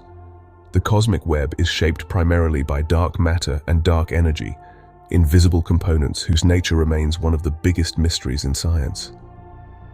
As we conclude our exploration of galaxies and cosmic structures, we're left with a sense of awe at the grandeur of the universe. The cosmic web, with its delicate filaments and vast voids, is like an intricate tapestry woven across the cosmos. Each galaxy is a thread in this tapestry, and our own Milky Way is but a tiny strand in the grand design. Yet it's precisely our ability to perceive and understand this cosmic architecture that makes our position so special. We are the means by which the universe has become conscious of itself.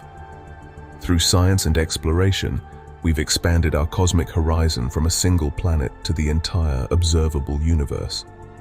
We've discovered our place in a vast cosmic ecosystem, one that's been billions of years in the making and will continue to evolve long after we're gone. The study of galaxies and cosmic structures is more than just an academic pursuit. It's a quest to understand our cosmic context, our origins, and perhaps our ultimate fate. As we peer deeper into space and further back in time, we're not just exploring the universe, we're exploring the nature of existence itself. In the grand architecture of the cosmos, we find both our insignificance and our profound connection to everything that exists.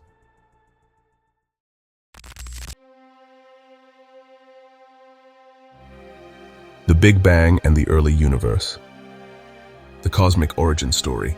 In our journey through the most mind-boggling facts about space, we now turn our attention to the ultimate cosmic question: how did it all begin? The story of the Big Bang and the early universe is a tale of extremes, where the laws of physics are pushed to their limits and beyond. It's a narrative that spans the smallest quantum fluctuations to the grandest cosmic scales, and it's a story that continues to challenge our understanding of reality itself.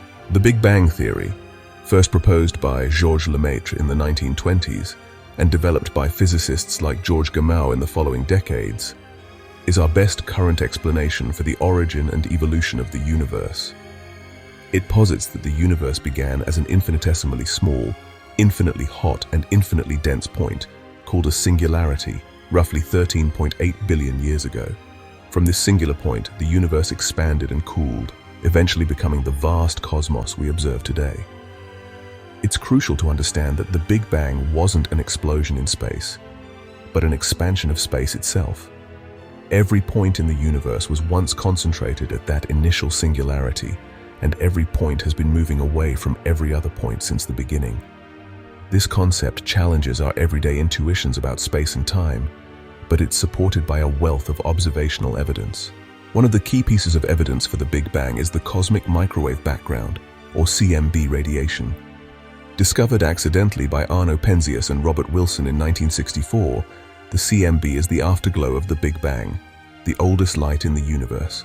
It's a nearly uniform radiation that fills all of space, coming from all directions with almost exactly the same intensity. This uniformity is a striking confirmation of the Big Bang theory, as it suggests that the entire observable universe was once in thermal equilibrium, something that's only possible if the universe began in an extremely hot, dense state. Another crucial piece of evidence is the abundance of light elements in the universe. The Big Bang theory predicts that in the first few minutes after the Big Bang, conditions were right for nuclear fusion to occur, creating the lightest elements, hydrogen, helium, and traces of lithium. The observed abundances of these elements in the universe match the predictions of Big Bang nucleosynthesis with a remarkable accuracy. The expansion of the universe itself, first observed by Edwin Hubble in the 1920s, is perhaps the most direct evidence for the Big Bang. By measuring the redshift of distant galaxies, astronomers have found that galaxies are moving away from us, and the farther away they are, the faster they're receding. This observation is perfectly explained by an expanding universe that began in a hot, dense state. But what happened in those earliest moments after the Big Bang? Our understanding of the very early universe is limited by our incomplete knowledge of physics at extremely high energies. But cosmologists have pieced together a tentative timeline of events. At the instant of the Big Bang, if we can even speak of an instant when time itself comes into existence, all four fundamental forces of nature, gravity, electromagnetism, the strong nuclear force, and the weak nuclear force, may have been unified into a single superforce. The temperature and density of the universe at this point are beyond our ability to describe with current physics. In the first 10 to the minus 43rd seconds, the Planck time, gravity separated from the other forces. This marks the earliest point at which our current theories of physics can offer any description of the universe. The other three forces remained unified in what physicists call a grand unified theory, GUT. Around 10 to the minus 36 seconds after the Big Bang, the strong nuclear force separated from the electro-weak force, the still unified electromagnetic and weak nuclear forces. At this point, the universe underwent a phase of exponential expansion called cosmic inflation. In a tiny fraction of a second, the universe expanded faster than the speed of light, growing from smaller than a proton to about the size of a grapefruit. This rapid expansion explains why the cosmic microwave background is so uniform and why the geometry of space appears to be flat.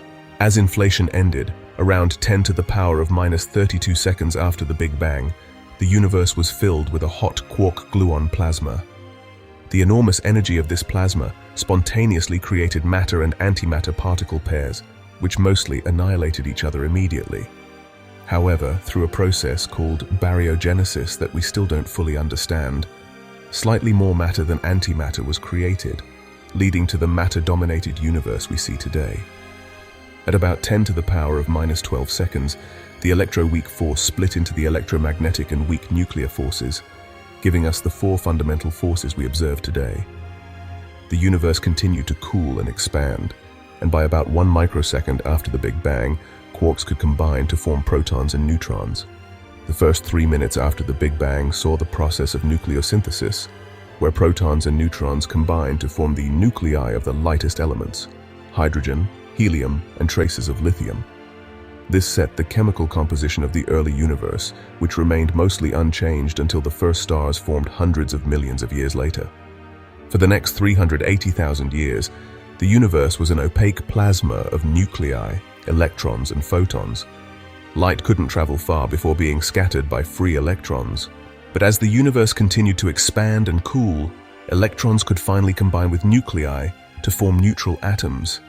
This event, known as recombination, allowed light to travel freely for the first time. This light is what we observe today as the cosmic microwave background. The period after recombination is known as the cosmic dark ages. The universe was filled with neutral hydrogen and helium, but there were no sources of light. This era lasted until the first stars and galaxies began to form about 100 million years after the Big Bang. The formation of the first stars marked the beginning of the epoch of reionization. The intense ultraviolet light from these early stars began to break apart the neutral hydrogen atoms, gradually reionizing the universe. This process was largely complete by about 1 billion years after the Big Bang. From this point on, the universe began to take on a form more familiar to us. Galaxies formed and gathered into clusters, and the cosmic web of large-scale structure began to emerge. The heavier elements necessary for planets and life were forged in stars and scattered by supernovae. And here we are, 13.8 billion years later, able to look back and piece together this incredible cosmic story.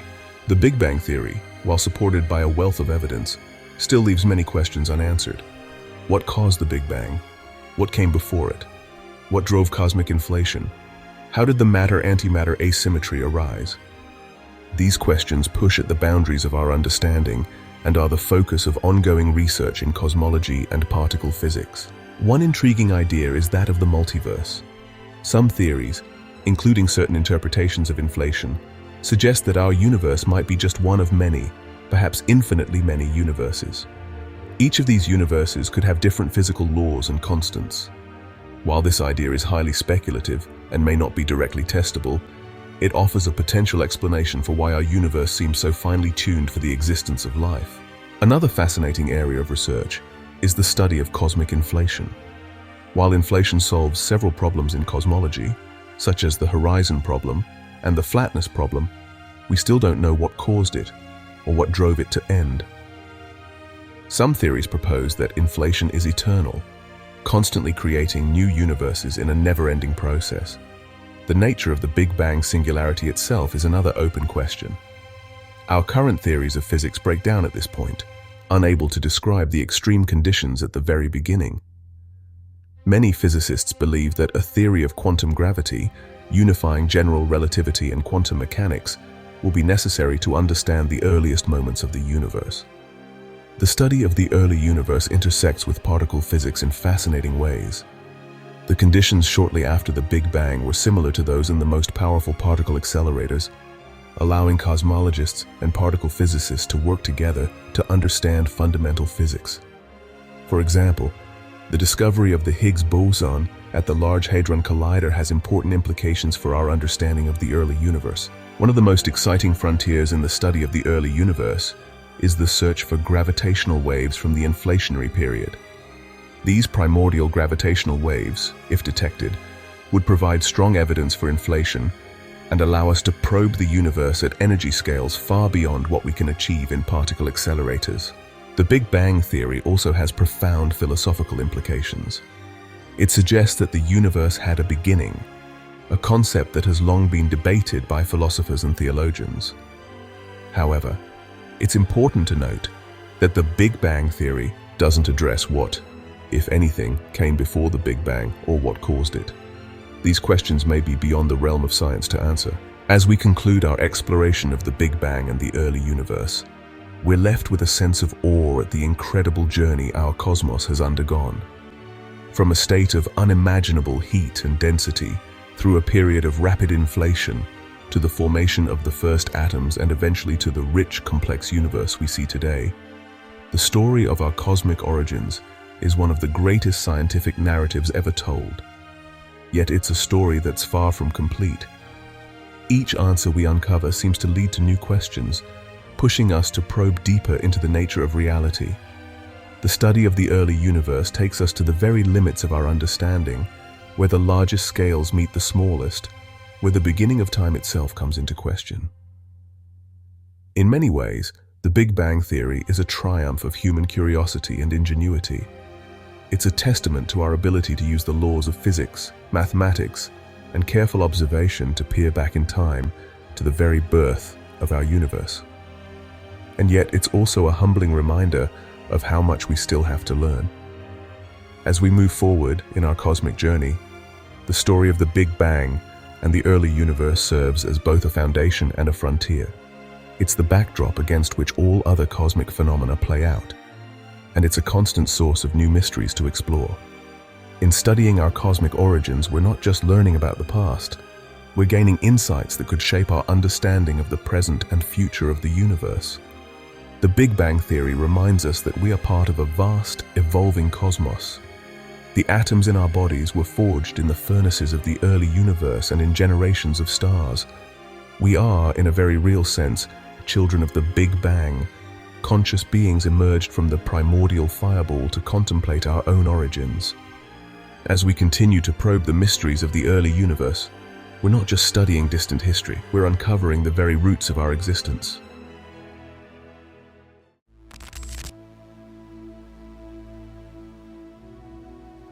Cosmic mysteries and unexplained phenomena.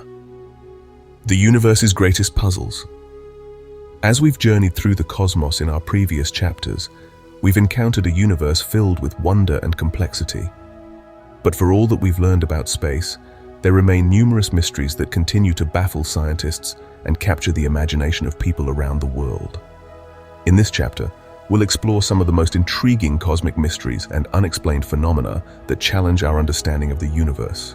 Let's begin with one of the most fundamental mysteries, the nature of dark matter. As we discussed in a previous chapter, dark matter makes up about 27% of the universe, yet we still don't know what it is. We can observe its gravitational effects on visible matter, but it doesn't interact with light or other forms of electromagnetic radiation. Despite decades of searching, we have yet to directly detect a dark matter particle. Theories range from weakly interacting massive particles, or WIMPs, to axions, but the true nature of dark matter remains one of the biggest unsolved problems in physics. Equally mysterious is dark energy, which makes up about 68% of the universe's energy content. Dark energy is the name given to the unknown force causing the accelerating expansion of the universe. Is it a property of space itself, as Einstein's cosmological constant suggests? Or is it a new field permeating all of space? Or could it be a sign that our understanding of gravity on cosmic scales is fundamentally flawed? The nature of dark energy remains one of the most profound mysteries in modern cosmology. Moving from the largest scales to the smallest, we encounter the puzzle of quantum entanglement. This phenomenon, which Einstein famously called spooky action at a distance, allows particles to be instantaneously correlated regardless of the distance between them. While quantum entanglement has been repeatedly demonstrated in laboratories, its implications challenge our understanding of reality, causality, and the nature of information. How can information seemingly travel faster than light? What does this mean for our concepts of space and time? Speaking of quantum mechanics, its reconciliation with general relativity remains one of the holy grails of theoretical physics. These two pillars of modern physics work incredibly well in their respective domains. Quantum mechanics for the very small, general relativity for the very large. But they're incompatible with each other. This incompatibility becomes particularly problematic when dealing with extreme conditions, such as the interiors of black holes or the earliest moments of the Big Bang. The search for a theory of quantum gravity that could unite these theories is ongoing, with candidates like string theory and loop quantum gravity. But a complete solution remains elusive. Black holes themselves present numerous mysteries. While we've made great strides in understanding these cosmic monsters, including capturing the first image of a black hole's shadow, many questions remain. What happens to information that falls into a black hole? Does it truly vanish, violating a fundamental principle of quantum mechanics, or is it preserved in some way? The black hole information paradox continues to challenge our understanding of physics. Another black hole mystery is the firewall paradox. According to some theories, an observer falling into a black hole should encounter a wall of intense radiation at the event horizon, contradicting the principle of general relativity that an observer should notice nothing special when crossing the event horizon. This paradox highlights the tension between quantum mechanics and general relativity in extreme conditions. Moving to larger scales, we encounter the mystery of cosmic magnetic fields. We observe magnetic fields permeating entire galaxies, and even in the intergalactic medium, but their origin is not fully understood. These fields play crucial roles in star formation and the evolution of galaxies. Yet we don't know how they became so widespread or attained their current strengths. Some theories suggest they might have primordial origins, generated in the early universe, while others propose mechanisms for amplifying small initial fields over cosmic time. Another intriguing mystery is the apparent lack of antimatter in the universe. According to our best theories, the Big Bang should have produced equal amounts of matter and antimatter. Yet the observable universe appears to be made almost entirely of matter. Where did all the antimatter go? This matter-antimatter asymmetry is a profound puzzle that touches on fundamental questions of particle physics and the early universe. The universe also presents us with numerous unexplained phenomena. Fast radio bursts, or FRBs, are one example. These intense millisecond-long bursts of radio waves from deep space were first discovered in 2007 and have puzzled astronomers ever since. While we've made progress in localizing some FRBs to their host galaxies, their exact cause remains unknown. Theories range from highly magnetized neutron stars, also known as magnetars, to more exotic possibilities like cosmic strings or even alien technology. Another mysterious phenomenon is the Great Attractor.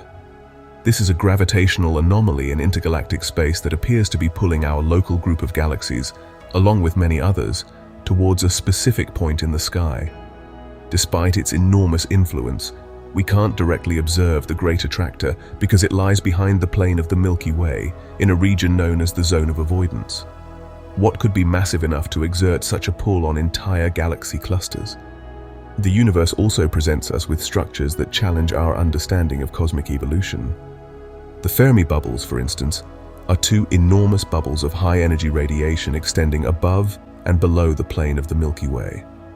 Discovered by NASA's Fermi Gamma Ray Space Telescope in 2010, these structures are tens of thousands of light-years tall, and their origin remains a mystery. Are they the result of past activity from our galaxy's central black hole, or something else entirely? Even larger and more puzzling are cosmic voids, enormous, nearly empty regions of space that can span hundreds of millions of light-years. While voids are expected in the cosmic web structure, some, like the Bootes void, are much larger and emptier than our current models predict. How did these supervoids form, and what can they tell us about the evolution of cosmic structure? On the other end of the scale, we have ultra-compact dwarf galaxies. These objects are as massive as some small galaxies, but only about 300 light-years across, much more compact than they should be, according to our understanding of galaxy formation. Are they the stripped cores of once larger galaxies, or did they form through some unknown process? The early universe presents its own set of mysteries. The epoch of reionization, when the first stars and galaxies ionized the neutral hydrogen that pervaded the universe, is still poorly understood. When exactly did it start? How long did it take? What were the main sources of ionizing radiation? Answering these questions is crucial for understanding the formation of the first structures in the universe. Even the very early universe, in the first fraction of a second after the Big Bang, holds numerous mysteries. What drove cosmic inflation, the period of rapid expansion in the earliest universe? What caused it to end? Did this process create multiple universes, as some versions of the theory suggest? The inflationary period is crucial to our understanding of the universe's evolution, yet many of its details remain speculative. The largest structures in the universe also present puzzles. The existence of massive galaxy clusters in the early universe, such as the El Gordo cluster, challenges our models of structure formation. How did such enormous structures form so quickly after the Big Bang? Similarly, the discovery of unexpectedly large voids and filaments in the cosmic web has led some scientists to question whether the universe is truly homogeneous and isotropic on the largest scales. As the cosmological principle assumes, our own solar system isn't free from mysteries either. The hypothetical Planet 9, proposed to explain peculiarities in the orbits of distant Kuiper Belt objects, remains undetected. If it exists, how did such a large planet end up so far from the Sun? And if it doesn't exist, what explains the observed orbital anomalies? The nature of consciousness and its place in the universe represents a profound mystery that bridges physics, neuroscience, and philosophy. How does the brain, a collection of particles following the laws of physics, give rise to subjective experience? Some physicists, like Roger Penrose, have proposed that quantum effects in the brain might play a role in consciousness, potentially linking the mystery of mind to the mysteries of quantum mechanics. The question of extraterrestrial life remains one of the most captivating cosmic mysteries. Despite decades of searching, we have yet to detect any signs of intelligent life beyond Earth.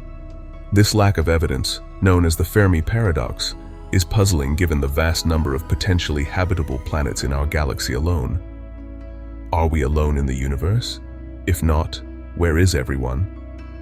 The search for extraterrestrial intelligence continues to challenge us to think about our place in the cosmos. The nature of time itself remains a profound mystery.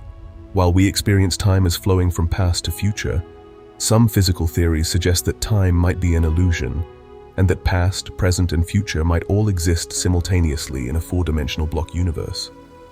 How do we reconcile our subjective experience of time with the time of physics? And what does this mean for concepts like free will and causality? The origin of the universe itself remains perhaps the ultimate mystery. While the Big Bang theory describes the evolution of the universe from its earliest known states, it doesn't address what caused the Big Bang or what, if anything, came before it. Some theories propose that our universe might have emerged from a pre-existing state, such as in cyclic models, or from the collapse of a higher dimensional space. Others suggest that the universe might have spontaneously emerged from nothing as a quantum fluctuation. These ideas push at the boundaries of physics and venture into philosophical territory. The apparent fine-tuning of the universe for life is another profound mystery. The fundamental constants of nature, such as the strength of gravity or the mass of the electron, seem to be just right for the existence of stable atoms, stars, and ultimately life. If these constants were even slightly different, the universe as we know it couldn't exist. Is this apparent fine-tuning just a coincidence, the result of cosmic natural selection in a multiverse, or evidence of design? This question touches on deep issues in physics, philosophy, and even theology. As we conclude our exploration of cosmic mysteries and unexplained phenomena, we're left with a sense of awe at how much there is still to discover about our universe. These mysteries remind us that the cosmos is far stranger and more wonderful than we can imagine. They challenge us to push the boundaries of our knowledge, to develop new theories and new ways of observing the universe. Each of these mysteries represents a frontier of human knowledge, a place where our current understanding breaks down and new discoveries await. They inspire us to ask big questions, to think creatively, and to push the boundaries of science and technology. From the quantum realm to the cosmic web, from the birth of the universe to the nature of consciousness, these mysteries touch on the most fundamental aspects of reality. The existence of these mysteries is not a failure of science, but a testament to its power. It's through science that we've discovered these puzzles in the first place, pushing our understanding to the point where we can articulate what we don't know. And it's through science that we continue to chip away at these mysteries, gradually unveiling the secrets of the cosmos.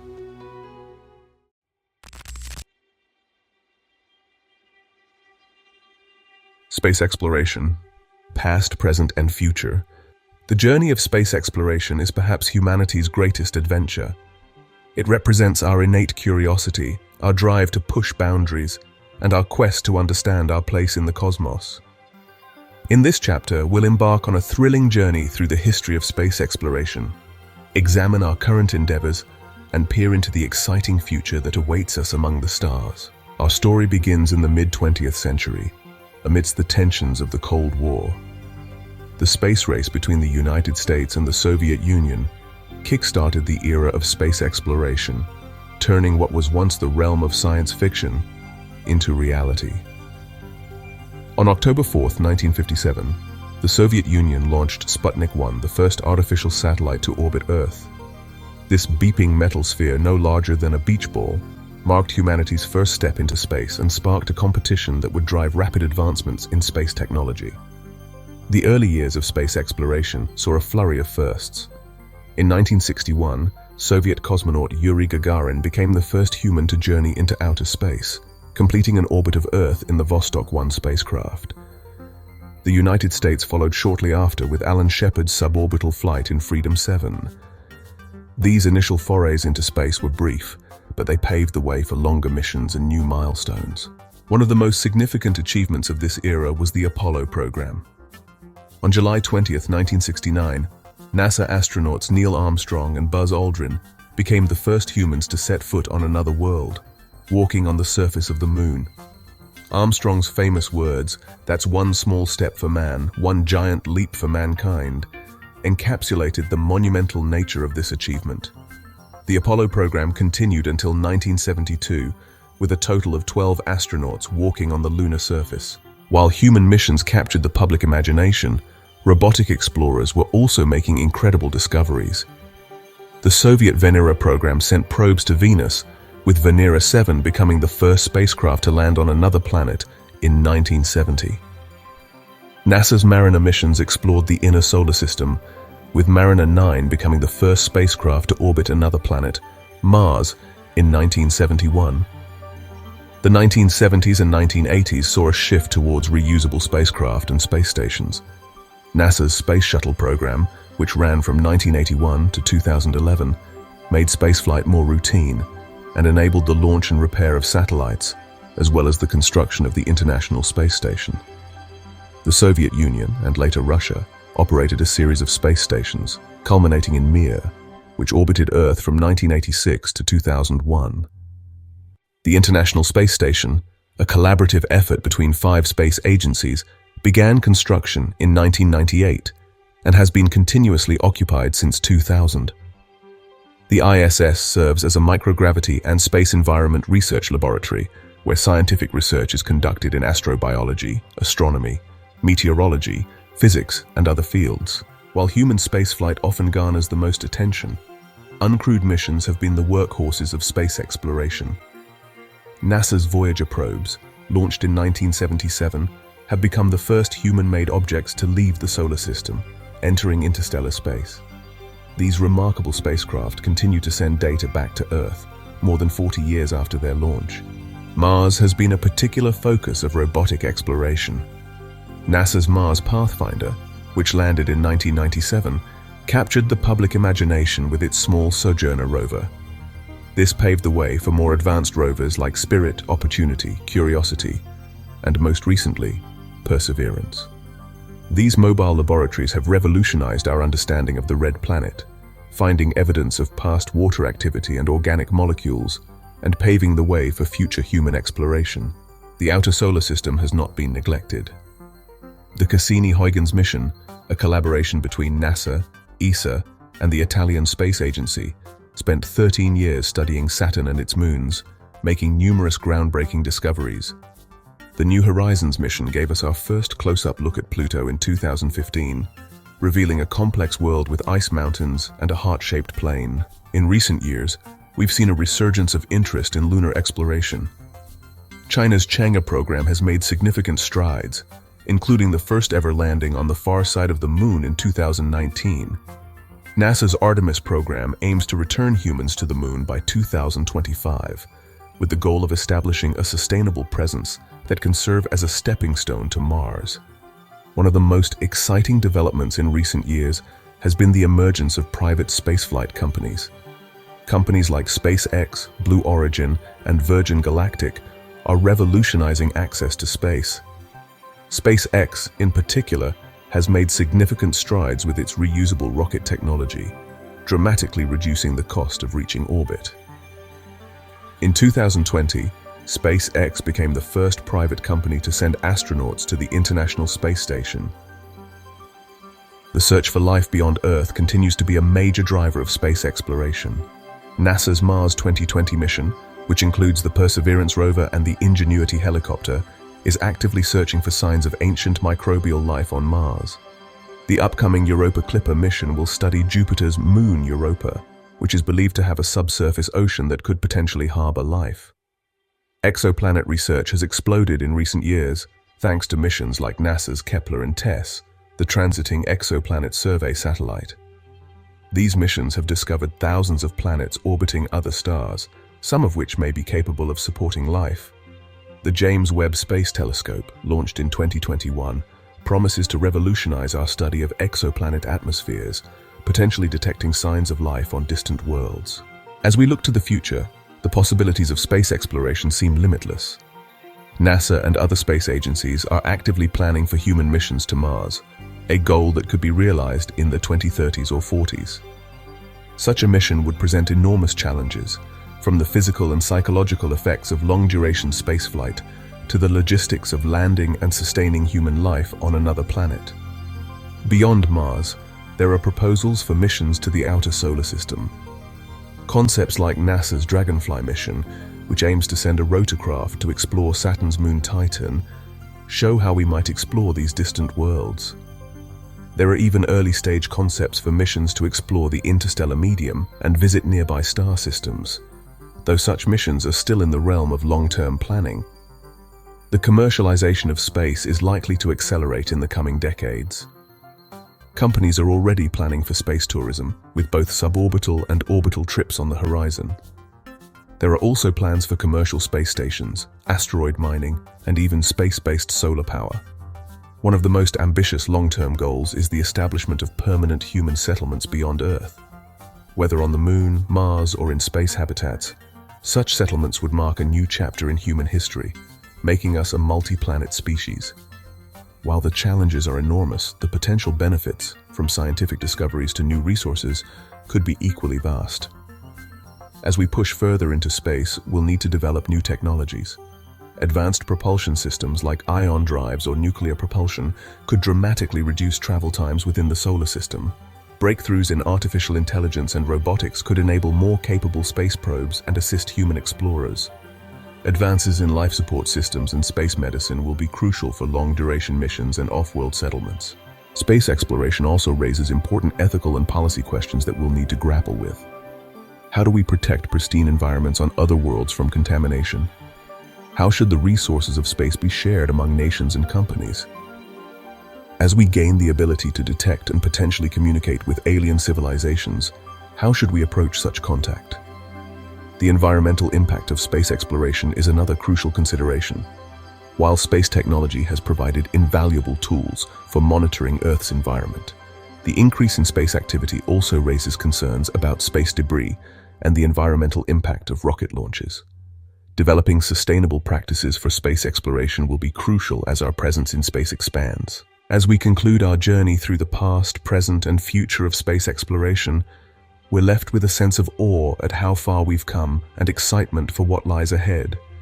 In just a few decades, we've gone from taking our first tentative steps into space to having a permanent human presence in orbit and robots exploring the far reaches of our solar system.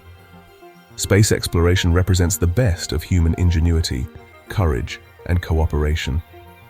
It pushes the boundaries of our technological capabilities, expands our scientific understanding, and challenges us to think on a cosmic scale.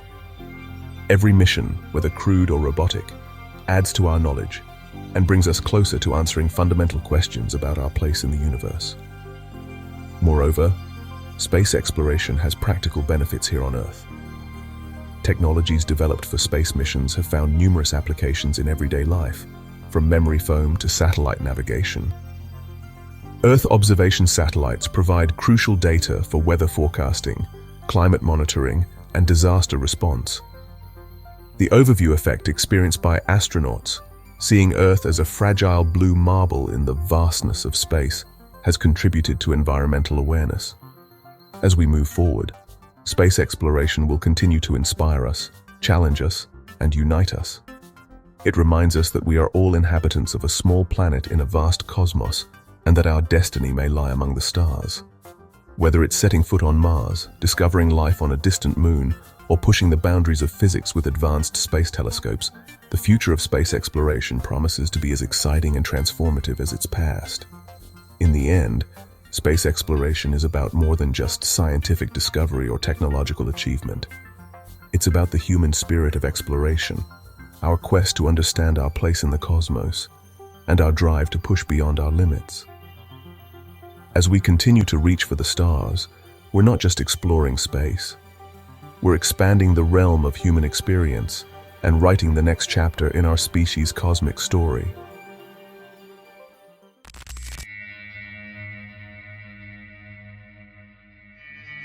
The search for extraterrestrial life.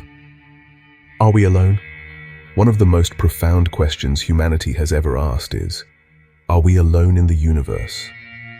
This simple query encapsulates our cosmic loneliness, our curiosity about the unknown, and our wonder at the possibility of life beyond Earth. In this chapter, we'll explore the fascinating field of astrobiology and the ongoing search for extraterrestrial life, from microbes to advanced civilizations. The search for extraterrestrial life is a multidisciplinary endeavor, combining astronomy, biology, chemistry, geology, and even philosophy. It's driven by a simple premise. If life could arise on Earth, could it also have emerged elsewhere in the cosmos? To answer this question, scientists have developed a methodical approach, starting with understanding the conditions necessary for life as we know it. Life on Earth requires a few key ingredients: liquid water, a source of energy, and organic molecules. This has led to the concept of the habitable zone around stars, often called the Goldilocks zone, where conditions are just right for liquid water to exist on a planet's surface. However, recent discoveries have expanded our understanding of where life might exist. Moons like Europa, orbiting Jupiter, and Enceladus, orbiting Saturn, are thought to have subsurface oceans that could potentially harbor life, even though they're far outside the traditional habitable zone. The discovery of extremophiles on Earth, organisms that thrive in conditions once thought incompatible with life, such as near hydrothermal vents in the deep ocean or in highly acidic environments, has further broadened our concept of habitability. These findings suggest that life might be more resilient and adaptable than we once thought, potentially expanding the range of environments where we might find it in the universe. One of the most exciting developments in the search for extraterrestrial life has been the discovery of exoplanets, planets orbiting other stars. Since the first confirmed discovery in 1992, we've found thousands of exoplanets, with many more candidates awaiting confirmation. These discoveries have revolutionized our understanding of planetary systems and significantly boosted the prospects of finding life elsewhere. Missions like NASA's Kepler Space Telescope and the ongoing TESS, or Transiting Exoplanet Survey satellite, have revealed that planets are common in our galaxy. We've found planets of all sizes, from super-Earths to gas giants, and in a wide range of orbital configurations. Perhaps most excitingly, We've discovered numerous planets that appear to be roughly Earth-sized and orbiting within their star's habitable zone. The next step is to study the atmospheres of these potentially habitable exoplanets. The James Webb Space Telescope, launched in 2021, has the capability to analyze exoplanet atmospheres, potentially detecting biosignatures, chemical signs that could indicate the presence of life. For example, the simultaneous presence of oxygen and methane in a planet's atmosphere could be a strong indicator of biological activity. While much of the search for life focuses on planets and moons, some scientists have proposed more exotic possibilities. Could life exist in the atmospheres of gas giants? Might there be forms of life based on chemistry entirely different from our own, perhaps using liquids other than water as a solvent? While such ideas remain speculative, they remind us to keep an open mind about the potential forms and habitats of extraterrestrial life. Closer to home, the search for life in our own solar system continues. Mars, with its evidence of past liquid water and organic molecules, remains a prime target. NASA's Perseverance rover, launched in 2020, is explicitly searching for signs of ancient microbial life on the red planet. Future missions, including plans to return samples from Mars to Earth, could provide definitive evidence of past or present Martian life. The icy moons of the outer solar system are another focus of attention. NASA's upcoming Europa Clipper mission will study Jupiter's moon Europa in detail, while concepts for missions to Saturn's moon Enceladus are being developed. Both of these moons are thought to have subsurface oceans that could potentially harbor life. Even Venus, long considered too hot and hostile for life, has recently entered the conversation. The detection of phosphine in Venus's atmosphere, announced in 2020, raised the intriguing possibility of microbial life floating in the planet's more temperate cloud layers. While this finding remains controversial and unconfirmed, it highlights how the search for life can yield surprising results. Beyond the search for microbial life, there's the tantalizing possibility of intelligent extraterrestrial civilizations. The search for extraterrestrial intelligence, or SETI, uses radio telescopes to listen for artificial signals from space that might indicate the presence of technologically advanced aliens. Despite decades of searching, no confirmed signals have been detected, leading to what's known as the Fermi paradox. Given the vast number of stars and planets in our galaxy, where is everybody? There are many proposed solutions to the Fermi paradox. Perhaps intelligent life is rare, and we're simply alone. Or maybe civilizations tend to destroy themselves before they can spread across the galaxy. Some suggest that advanced civilizations might be deliberately avoiding contact with us, adhering to a sort of zoo hypothesis. Others propose that we're simply not looking in the right way. Perhaps advanced civilizations communicate using methods we haven't yet discovered or understood. The field of SETI has evolved over the years. Modern SETI efforts use more advanced techniques and cast a wider net, searching across a broader range of frequencies and looking for different types of signals. There's also growing interest in techno-signatures, signs of technology that might be detectable across interstellar distances, such as industrial pollution in a planet's atmosphere, or even the heat signature of a Dyson sphere, which is a hypothetical megastructure that would encapsulate a star to capture its energy output. The possibility of finding extraterrestrial intelligence raises profound questions. How would we communicate with an alien civilization? What impact would such a discovery have on our society, our philosophies, our religions? How would we handle the vast differences in technology that might exist between us and a more advanced civilization? These questions intersect with ongoing debates about whether we should actively broadcast messages to potential alien civilizations, a practice known as active SETI, or METI, which stands for Messaging Extraterrestrial Intelligence. Proponents argue that we should take a more active role in making our presence known, while critics warn of the potential risks of attracting the attention of unknown, potentially hostile aliens. The search for extraterrestrial life also has implications for our understanding of our own origins. If we find life elsewhere in our solar system, particularly if it has a different biochemical basis from life on Earth, it would suggest that life can arise independently under different conditions. This would imply that life might be common throughout the universe. On the other hand, If we find that life in our solar system has a common origin, for example, if life on Mars turned out to be genetically related to life on Earth, it would suggest that while life can move between planets, its original emergence might be rare. As we continue the search, new technologies are expanding our capabilities. Advances in telescopes, both on the ground and in space, are allowing us to study distant planets in ever greater detail. Progress in astrobiology is helping us better understand the potential signatures of life that we should look for. Developments in artificial intelligence and machine learning are aiding in the analysis of vast amounts of data generated by our searches. Looking to the future, there are many exciting prospects.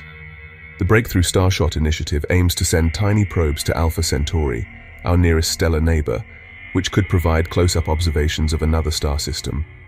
Proposed space telescopes like LUVOIR, large UV/optical/IR surveyor, could directly image Earth-like exoplanets and analyze their atmospheres in detail. As our search continues, it's worth reflecting on the impact this quest has on our perspective as a species. The search for extraterrestrial life is, in many ways, a search for context, a way to understand our place in the cosmic order. Whether we're alone or one of many civilizations, the answer will profoundly shape our view of ourselves and our universe. If we do find life, particularly intelligent life, it would be one of the most significant discoveries in human history. It would confirm that the emergence of life is not unique to Earth and open up new frontiers of scientific inquiry and potentially interstellar communication or exploration. On the other hand, if our lengthy search continues to find no evidence of life beyond Earth, that too would be a profound discovery. It would suggest that life, especially intelligent life, might be incredibly rare in the universe. This scenario, sometimes called cosmic loneliness, would emphasize the preciousness of life on Earth, and perhaps instill a greater sense of responsibility to preserve and protect our biosphere. As we conclude our exploration of the search for extraterrestrial life, we're left with a sense of wonder at the possibilities that lie ahead. This search embodies some of humanity's noblest qualities: our curiosity, our drive to explore, our desire to understand our place in the cosmos. It reminds us that we are part of something much larger than ourselves, a vast, mostly unknown universe full of mystery and potential. Whether we're alone or not, the search for extraterrestrial life changes us. It expands our perspective, challenges our assumptions, and forces us to think on cosmic scales. It unites us in a common quest to answer one of the most fundamental questions we can ask. As we continue to scan the skies and explore our cosmic neighborhood, we carry with us the hopes and dreams of countless generations who have looked up at the stars and wondered. In our search for alien life, we're also discovering something about ourselves, our place in the universe, our potential, and perhaps our cosmic destiny. The search for extraterrestrial life is more than just a scientific endeavor. It's a reflection of our deepest hopes and fears, our sense of cosmic wonder, and our enduring quest to understand our place in the vast tapestry of the cosmos. Whether we find bacteria on Mars, detect radio signals from a distant civilization, or continue to search without success, this great endeavor will continue to inspire us and drive us forward in our exploration of the universe.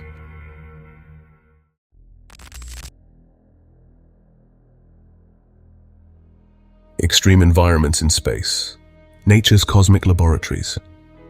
Our universe is a place of extremes, where conditions can far surpass anything we experience on Earth.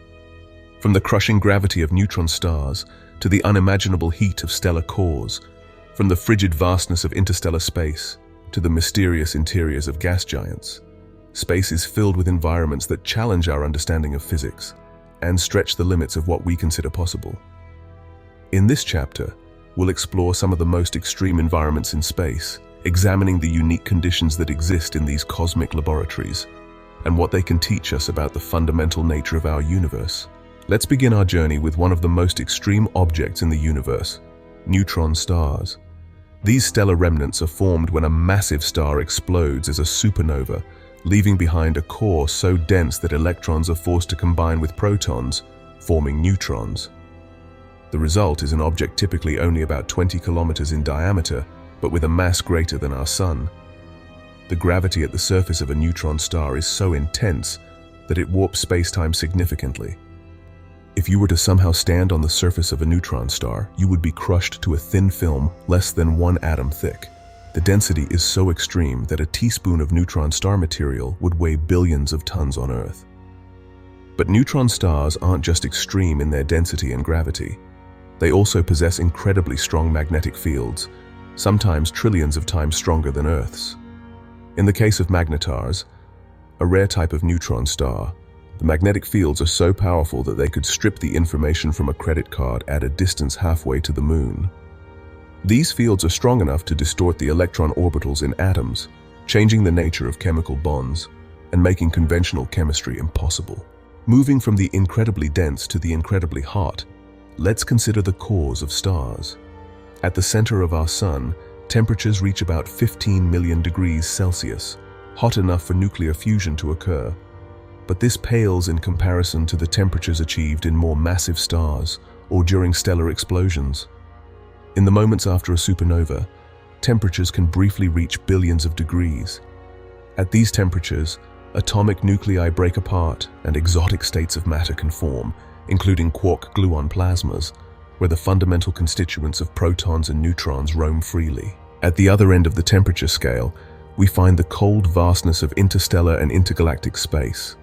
In the voids between galaxy clusters, temperatures can drop to just a few degrees above absolute zero.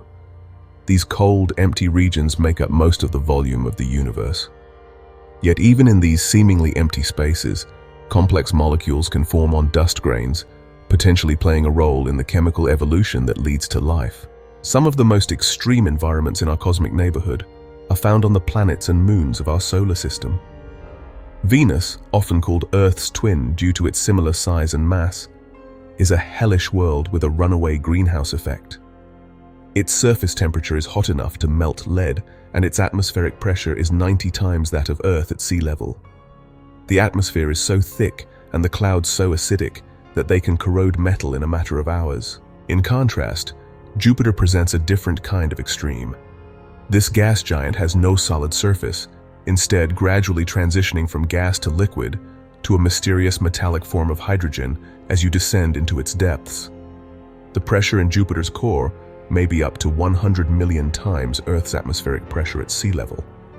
The planet's rapid rotation, combined with its metallic hydrogen interior, generates a magnetic field 20,000 times stronger than Earth's, creating a magnetosphere so large it would appear bigger than the full moon if visible from Earth. Jupiter's moons provide their own set of extremes. Io, the most volcanically active body in the solar system, is continually resurfaced by eruptions of sulfur and sulfur dioxide. Its surface is dotted with hundreds of active volcanoes, some shooting plumes 500 kilometers high. Meanwhile, Europa, another of Jupiter's moons, has a surface of ice covering a global ocean that may be up to 60 miles deep. The tidal forces from Jupiter's gravity keep this ocean liquid and may provide the energy needed to sustain potential life. Saturn's moon Titan presents yet another type of extreme environment. It's the only moon known to have a dense atmosphere, and it's the only celestial body other than Earth where we have evidence of stable bodies of surface liquid. However, at Titan's frigid temperatures, about -179 degrees Celsius, this liquid is not water, but methane and ethane. Titan has a methane cycle analogous to Earth's water cycle, complete with methane rain, rivers, and seas. Traveling to the outer solar system, we encounter even more extremes. Uranus and Neptune, known as ice giants, have mantles of hot ice, water in an exotic state that is neither liquid, solid, nor gas, but a supercritical fluid. These planets may also have oceans of liquid diamond with solid diamond icebergs floating on top. Beyond our solar system, exoplanets provide examples of even more extreme environments. Take Kelt 9b, for instance. This ultra-hot Jupiter orbits so close to its star that its dayside temperature reaches 4,300 degrees Celsius, hotter than many stars. At these temperatures, molecules break apart, and elements like iron exist as vapor in the atmosphere. At the other extreme, rogue planets drifting through interstellar space without a parent star could have surfaces cold enough for gases like hydrogen and helium to exist as liquids. Some might even have oceans of liquid nitrogen. One of the most extreme environments in the universe is found around black holes. Near a black hole's event horizon, the point of no return beyond which nothing can escape. The black hole's gravity, space and time are warped to their limits. An observer falling into a black hole would experience time dilation so extreme that they would see the entire future history of the universe unfold before them in a matter of moments. Even more mind-bending are the conditions thought to exist inside a black hole beyond the event horizon. Here, our current theories of physics break down entirely. At the singularity, a point of infinite density predicted by general relativity, the curvature of space-time becomes infinite. Some theories suggest that new universes might even be born inside black holes, though such ideas remain highly speculative. The study of these extreme environments isn't just an academic exercise. These cosmic laboratories allow us to test our theories of physics under conditions we could never reproduce on Earth. For example, neutron stars allow us to study matter at densities beyond what we can achieve in terrestrial laboratories. The environments around black holes provide tests of general relativity and strong gravitational fields, and the extreme plasmas produced in stellar cores and supernovae help us understand the behavior of matter at very high temperatures and densities.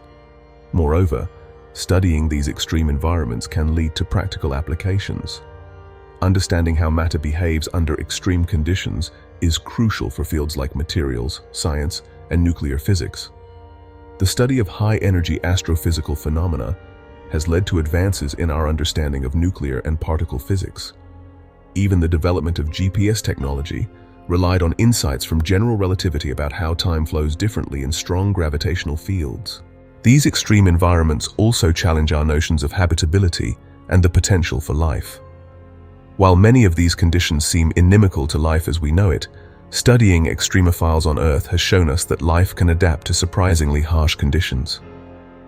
Could there be forms of life adapted to the methane seas of Titan, or the high-pressure oceans of Europa? Might life exist in the upper atmospheres of gas giants, or even in more exotic environments we haven't yet imagined? The existence of these extreme environments also raises profound questions about the nature of reality itself. How can we understand phenomena that are so far removed from our everyday experience? What do the singularities predicted inside black holes tell us about the limits of our physical theories? Are there yet more extreme environments waiting to be discovered as we peer deeper into the cosmos? As we conclude our tour of the universe's most extreme environments, we're left with a sense of awe at the incredible diversity and intensity of conditions that exist in our cosmos. From the unimaginable densities of neutron stars to the mind-bending physics near black holes, from the scarred volcanic surface of Io to the methane seas of Titan, the universe continually surprises us with its capacity for extremes. These cosmic laboratories push the boundaries of our understanding, challenging our theories and expanding our conception of what's possible. They remind us that the universe is far stranger and more wonderful than we can imagine, filled with environments and phenomena that defy our earthbound intuitions. Studying these extreme environments is more than just an exercise in scientific curiosity. It's a way of probing the fundamental nature of reality, of testing the limits of our physical theories, and of understanding the full range of conditions that exist in our universe. As we continue to explore these cosmic extremes, we expand our understanding not just of the universe, but of the fundamental laws that govern all of existence. In the end, these extreme environments serve as a humbling reminder of our place in the cosmos. They show us that our comfortable earthly environment is just a tiny island of habitability in a vast and largely inhospitable universe. Yet they also inspire us with the incredible richness and diversity of the cosmos, encouraging us to keep exploring, keep questioning, and keep pushing the boundaries of our knowledge. As we move forward in our cosmic journey, the study of extreme environments will continue to play a crucial role.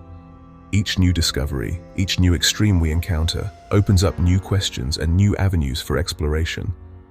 In facing these cosmic extremes, we continue the grand human adventure of pushing the boundaries of knowledge, forever expanding our understanding of the vast and wonderful universe we inhabit.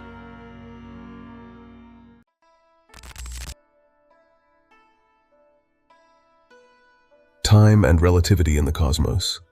Warping the fabric of space-time. In our journey through the cosmos, we've encountered many mind-bending concepts. But perhaps none are as fundamentally strange and counterintuitive as the nature of time and space revealed by Einstein's theories of relativity. In this chapter, we'll explore how time and space behave in the cosmic arena, examining the profound implications of relativity for our understanding of the universe. Our story begins in 1905 when a young Albert Einstein published his special theory of relativity. This theory, which deals with motion in the absence of gravity, introduced two revolutionary ideas: the constancy of the speed of light and the relativity of simultaneity.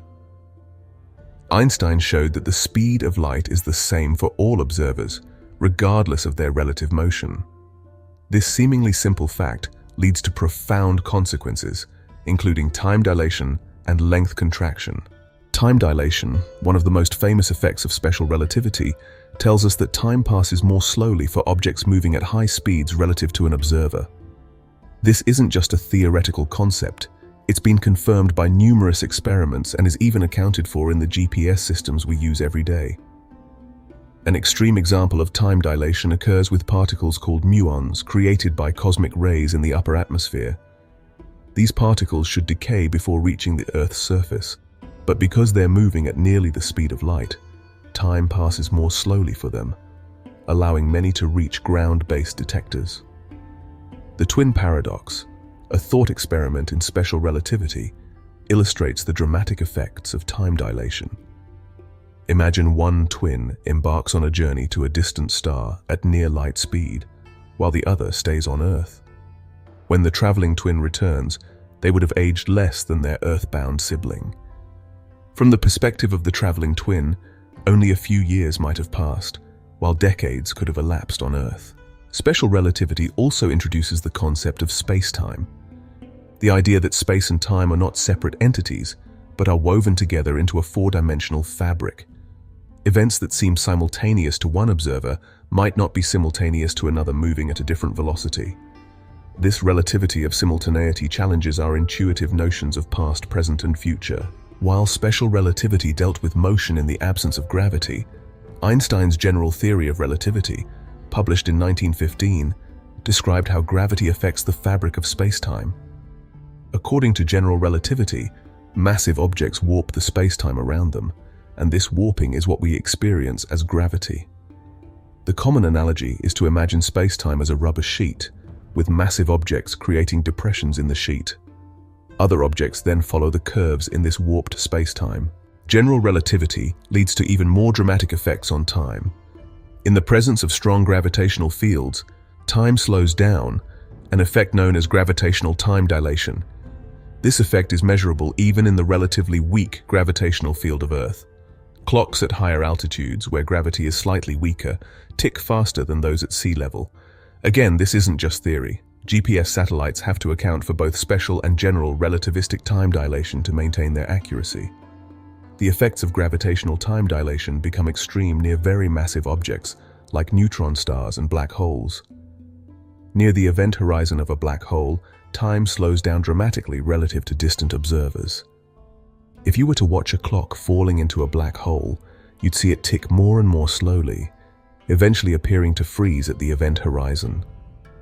From the perspective of someone falling with the clock, however, time would seem to pass normally, while the outside universe would appear to speed up. This time dilation near black holes leads to one of the most mind-bending scenarios in astrophysics. If you were to fall into a black hole feet first, the gravitational field at your feet would be stronger than at your head. This difference in gravitational time dilation would literally stretch you out, a process colorfully known as spaghettification. General relativity also predicts the existence of gravitational waves, ripples in the fabric of space-time caused by accelerating masses. These waves, first detected in 2015 by the LIGO experiment, travel at the speed of light and carry information about some of the most energetic events in the universe, such as the merging of black holes or neutron stars. The effects of relativity aren't just curiosities, they play crucial roles in our understanding of the cosmos. For instance, the bending of light by massive objects, a prediction of general relativity, leads to gravitational lensing. This phenomenon allows astronomers to study distant galaxies and even map the distribution of dark matter in the universe. Relativity also plays a key role in our understanding of the large-scale structure and evolution of the universe. The equations of general relativity, when applied to the universe as a whole, lead to the concept of an expanding universe, a prediction dramatically confirmed by Edwin Hubble's observations in the 1920s. This expansion, in turn, leads to the idea of the Big Bang, the moment when our universe began. The interplay between relativity and quantum mechanics, our theory of the very small, leads to some of the most profound mysteries in modern physics. In the extreme conditions near the singularity of a black hole, or in the first moments of the Big Bang, both theories are necessary, but they're currently incompatible. Developing a theory of quantum gravity that reconciles these two pillars of modern physics is one of the holy grails of theoretical physics. Relativity also leads to some philosophically troubling conclusions about the nature of time itself. In relativity, there's no universal now events that are simultaneous in one frame of reference may not be in another. This has led some physicists to propose a block universe model, where past, present, and future all exist simultaneously in a four-dimensional space-time block. In this view, the flow of time as we experience it might be an illusion. The theory of relativity has profound implications for causality, the relationship between cause and effect. While special relativity prohibits information from traveling faster than light, thus preserving causality, some solutions to Einstein's equations in general relativity seem to allow for the possibility of closed time-like curves, essentially paths through space-time that return to their starting point in both space and time. These theoretical possibilities raise mind-bending questions about free will and the nature of reality. As we look to the future, relativity continues to be at the forefront of our exploration of the cosmos. Gravitational wave astronomy, made possible by our ability to detect the relativistic ripples in space-time, promises to open up a new window on the universe, allowing us to observe phenomena that are invisible to traditional telescopes. The search for dark energy, the mysterious force driving the accelerated expansion of the universe, is fundamentally a quest to understand how gravity behaves on the largest scales. Some theories propose modifications to general relativity as an alternative to dark energy, highlighting how our understanding of gravity and space-time on cosmic scales is still evolving. Even our efforts to explore the solar system and beyond must take relativity into account. The time delays in communications with distant spacecraft due to the finite speed of light, the gravitational assists used to propel spacecraft to the outer solar system, and the possibility of using space-time distortions for interstellar travel, like the theoretical Alcubierre drive, all have their roots in relativistic physics. As we conclude our exploration of time and relativity in the cosmos, we're left with a sense of awe at the fundamental strangeness of our universe.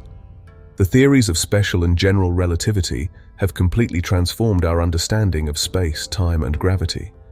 They've shown us a universe where time can slow down, where space can bend, and where the very fabric of reality warps and ripples in response to mass and energy. These concepts challenge our intuitions, formed as they are by our experience in the low-speed, weak-gravity environment of Earth's surface. Yet they've been confirmed time and time again by experiments and observations. From the precise ticking of atomic clocks to the orbital dance of binary pulsars, from the bending of starlight around the sun to the ripples in space-time from colliding black holes, relativity has passed every test we've devised. The study of relativity reminds us that the universe is far stranger and more wonderful than we might have imagined. It shows us that concepts we thought were absolute, like time and simultaneity, are actually relative. It reveals a cosmos where space and time are intimately linked, where gravity is not a force, but the result of curved space-time, and where the flow of time itself can vary depending on motion and gravitational fields. As we move forward in our exploration of the cosmos, the insights of relativity will continue to guide us. They form the foundation of our understanding of the universe on its largest scales, shaping our models of cosmic evolution and structure. At the same time, they point us toward new mysteries and new frontiers, from the quantum nature of gravity to the possibility of time travel. In the end, the study of time and relativity in the cosmos is more than just an academic exercise. It's a profound meditation on the nature of reality itself. It challenges us to think beyond our everyday experience, to grapple with concepts that defy our intuitions, and to reimagine our place in a universe that is far more complex and interrelated than we ever dreamed. As we continue to probe the mysteries of space-time, we're not just exploring the cosmos, we're exploring the very fabric of existence itself.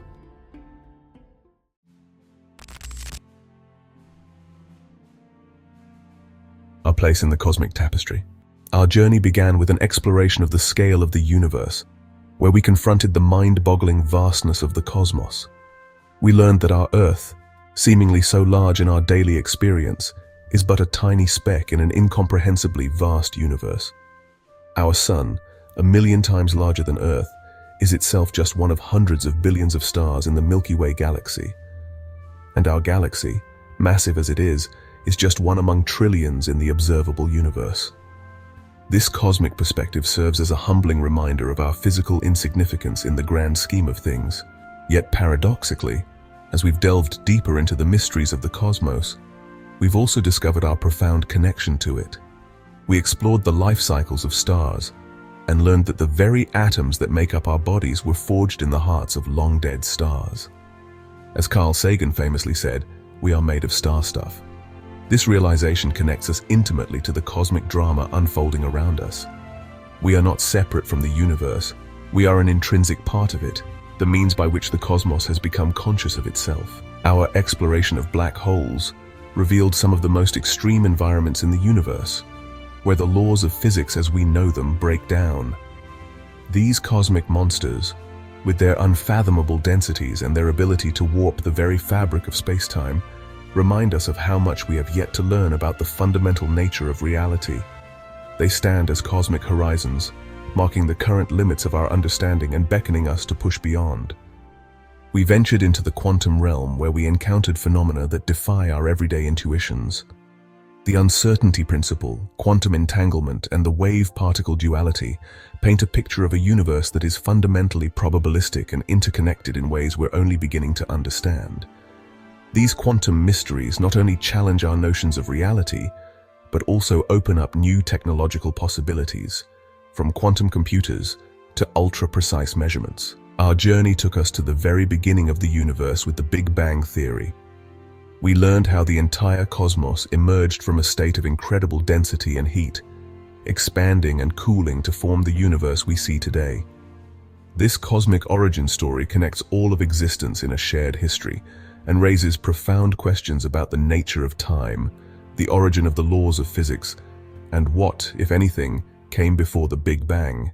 We explored the ongoing search for life beyond Earth, from the hunt for microbial life in our own solar system to the search for intelligent civilizations among the stars. This quest drives us to explore our cosmic neighborhood and prompts us to reflect on our own existence. Are we alone in the universe, or is it teeming with life? Either answer would profoundly impact our understanding of our place in the cosmos. Our exploration of space showed us how our species has taken its first tentative steps into the cosmic ocean. From the first artificial satellites to human footprints on the Moon, from robotic explorers on Mars to probes venturing into interstellar space, we've begun to extend our presence beyond our home planet. These endeavors not only expand our knowledge, but also provide a new perspective on our fragile Earth, the only home we've ever known. We grappled with some of the biggest mysteries in modern cosmology, including dark matter and dark energy. These invisible components making up the vast majority of the universe's content remind us that there is still much we don't understand about the basic composition of the cosmos. They stand as cosmic question marks, driving us to develop new theories and new ways of observing the universe. Our exploration of time and relativity revealed a universe far stranger than our everyday experience suggests. We learned that time and space are not absolute, but can stretch and warp, especially in extreme gravitational fields. These mind-bending concepts not only challenge our intuitions, but have practical implications, from the precise timing needed for GPS systems to the possibility of gravitational wave astronomy. Throughout our journey, we've encountered numerous examples of how studying the cosmos drives technological innovation. From the development of new materials inspired by space exploration to the advancement of imaging technologies for astronomy, our quest to understand the universe continually pushes the boundaries of what's technologically possible. In this way, our cosmic exploration not only satisfies our curiosity, but also improves our lives here on Earth. As we reflect on all we've learned, we're left with a sense of awe at the incredible complexity and beauty of the universe. From the delicate interplay of fundamental forces that allow for the existence of atoms, to the grand cosmic web of galaxies stretching across billions of light years, the universe exhibits order and structure across an astounding range of scales. Yet it also holds chaos and unpredictability, from the quantum fluctuations that may have seeded cosmic structure to the turbulent dynamics of galaxy formation. This journey through cosmic wonders instills in us a sense of cosmic citizenship. We've seen how the Earth is not an isolated oasis, but part of a vast interconnected cosmos. The carbon in our bodies, the iron in our blood, the oxygen we breathe, all of these have their origins in cosmic processes. We are, in a very real sense, children of the cosmos, stardust come to life. Our cosmic exploration raises profound philosophical questions. What is our role in this vast universe? Are we mere spectators to the cosmic drama, or do we have a part to play in its unfolding story? The anthropic principle suggests that the very fact we exist to observe the universe tells us something about its nature. But what exactly does it tell us? Are we the result of an incredible cosmic coincidence, or is there something more to our existence? The study of the cosmos also provides a unique perspective on our planet and our species. From space, we see Earth as a pale blue dot, a fragile oasis of life in a vast cosmic desert. This view has inspired many to appreciate the preciousness of our planet and the importance of preserving it. It also highlights the artificial nature of many of our divisions. From space, there are no visible borders between nations, no distinctions of race or creed. We are one species, sharing one planet, in an unimaginably vast universe. As we look to the future, the study of the cosmos continues to offer exciting prospects. The development of new technologies, from more powerful telescopes to advanced space probes, promises to unveil more cosmic wonders. The burgeoning field of gravitational wave astronomy is opening up a new window on the universe, allowing us to hear the ripples in space-time caused by some of the most energetic events in the cosmos. The search for exoplanets is bringing us closer to potentially discovering life beyond Earth. And ongoing research into fundamental physics may one day reconcile quantum mechanics and general relativity, providing a unified theory of the cosmos. Perhaps the most important outcome of our cosmic exploration is not just the knowledge we gain, but how it changes us. The cosmic perspective challenges us to think beyond our everyday concerns, to consider our place in the grand cosmic scheme. It encourages us to take a long-term view, to consider the fate of our species and our planet not just over years or decades, but over cosmic timescales. This cosmic viewpoint can be both humbling and empowering. On one hand, it shows us how small and fragile we are in the face of cosmic immensities. On the other, it reveals the incredible series of events that led to our existence, the cosmic heritage we carry in every atom of our being. It reminds us that we are the universe become conscious, able to ponder its own existence and unravel its mysteries. As we conclude our journey through these mind-boggling space facts, we're left with a sense of wonder at the incredible universe we inhabit. From the smallest quantum fluctuations to the largest cosmic structures, from the first moments of the Big Bang to the possible heat death of the universe, we've explored a cosmos more vast, more varied, and more fascinating than we could have imagined. But our journey doesn't end here. Each answer we've found has led to new questions, each discovery to new mysteries. The cosmos continues to surprise us, to challenge our understanding, and to inspire us to explore further. As we move forward, we carry with us the cosmic perspective we've gained, a viewpoint that expands our understanding, broadens our horizons, and deepens our appreciation for the incredible universe we call home. In the end, our exploration of the cosmos is more than just an academic pursuit. It's a grand adventure, a quest to understand our place in the universe. It's a testament to human curiosity, ingenuity, and the unquenchable desire to push beyond our current limits of knowledge. As we continue to explore the cosmos, we're not just learning about distant stars and galaxies, we're learning about ourselves, our origins, and perhaps our destiny. So let us carry forward this sense of cosmic wonder. Let us continue to look up at the night sky with curiosity and awe, for in exploring the cosmos we are exploring the very essence of existence itself. We are part of a universe far grander and more mysterious than we can fully comprehend. Yet through our science and our imagination, we reach out to touch the stars, as the cosmos whispers its secrets, to hear them, like and subscribe to Space Mysteries.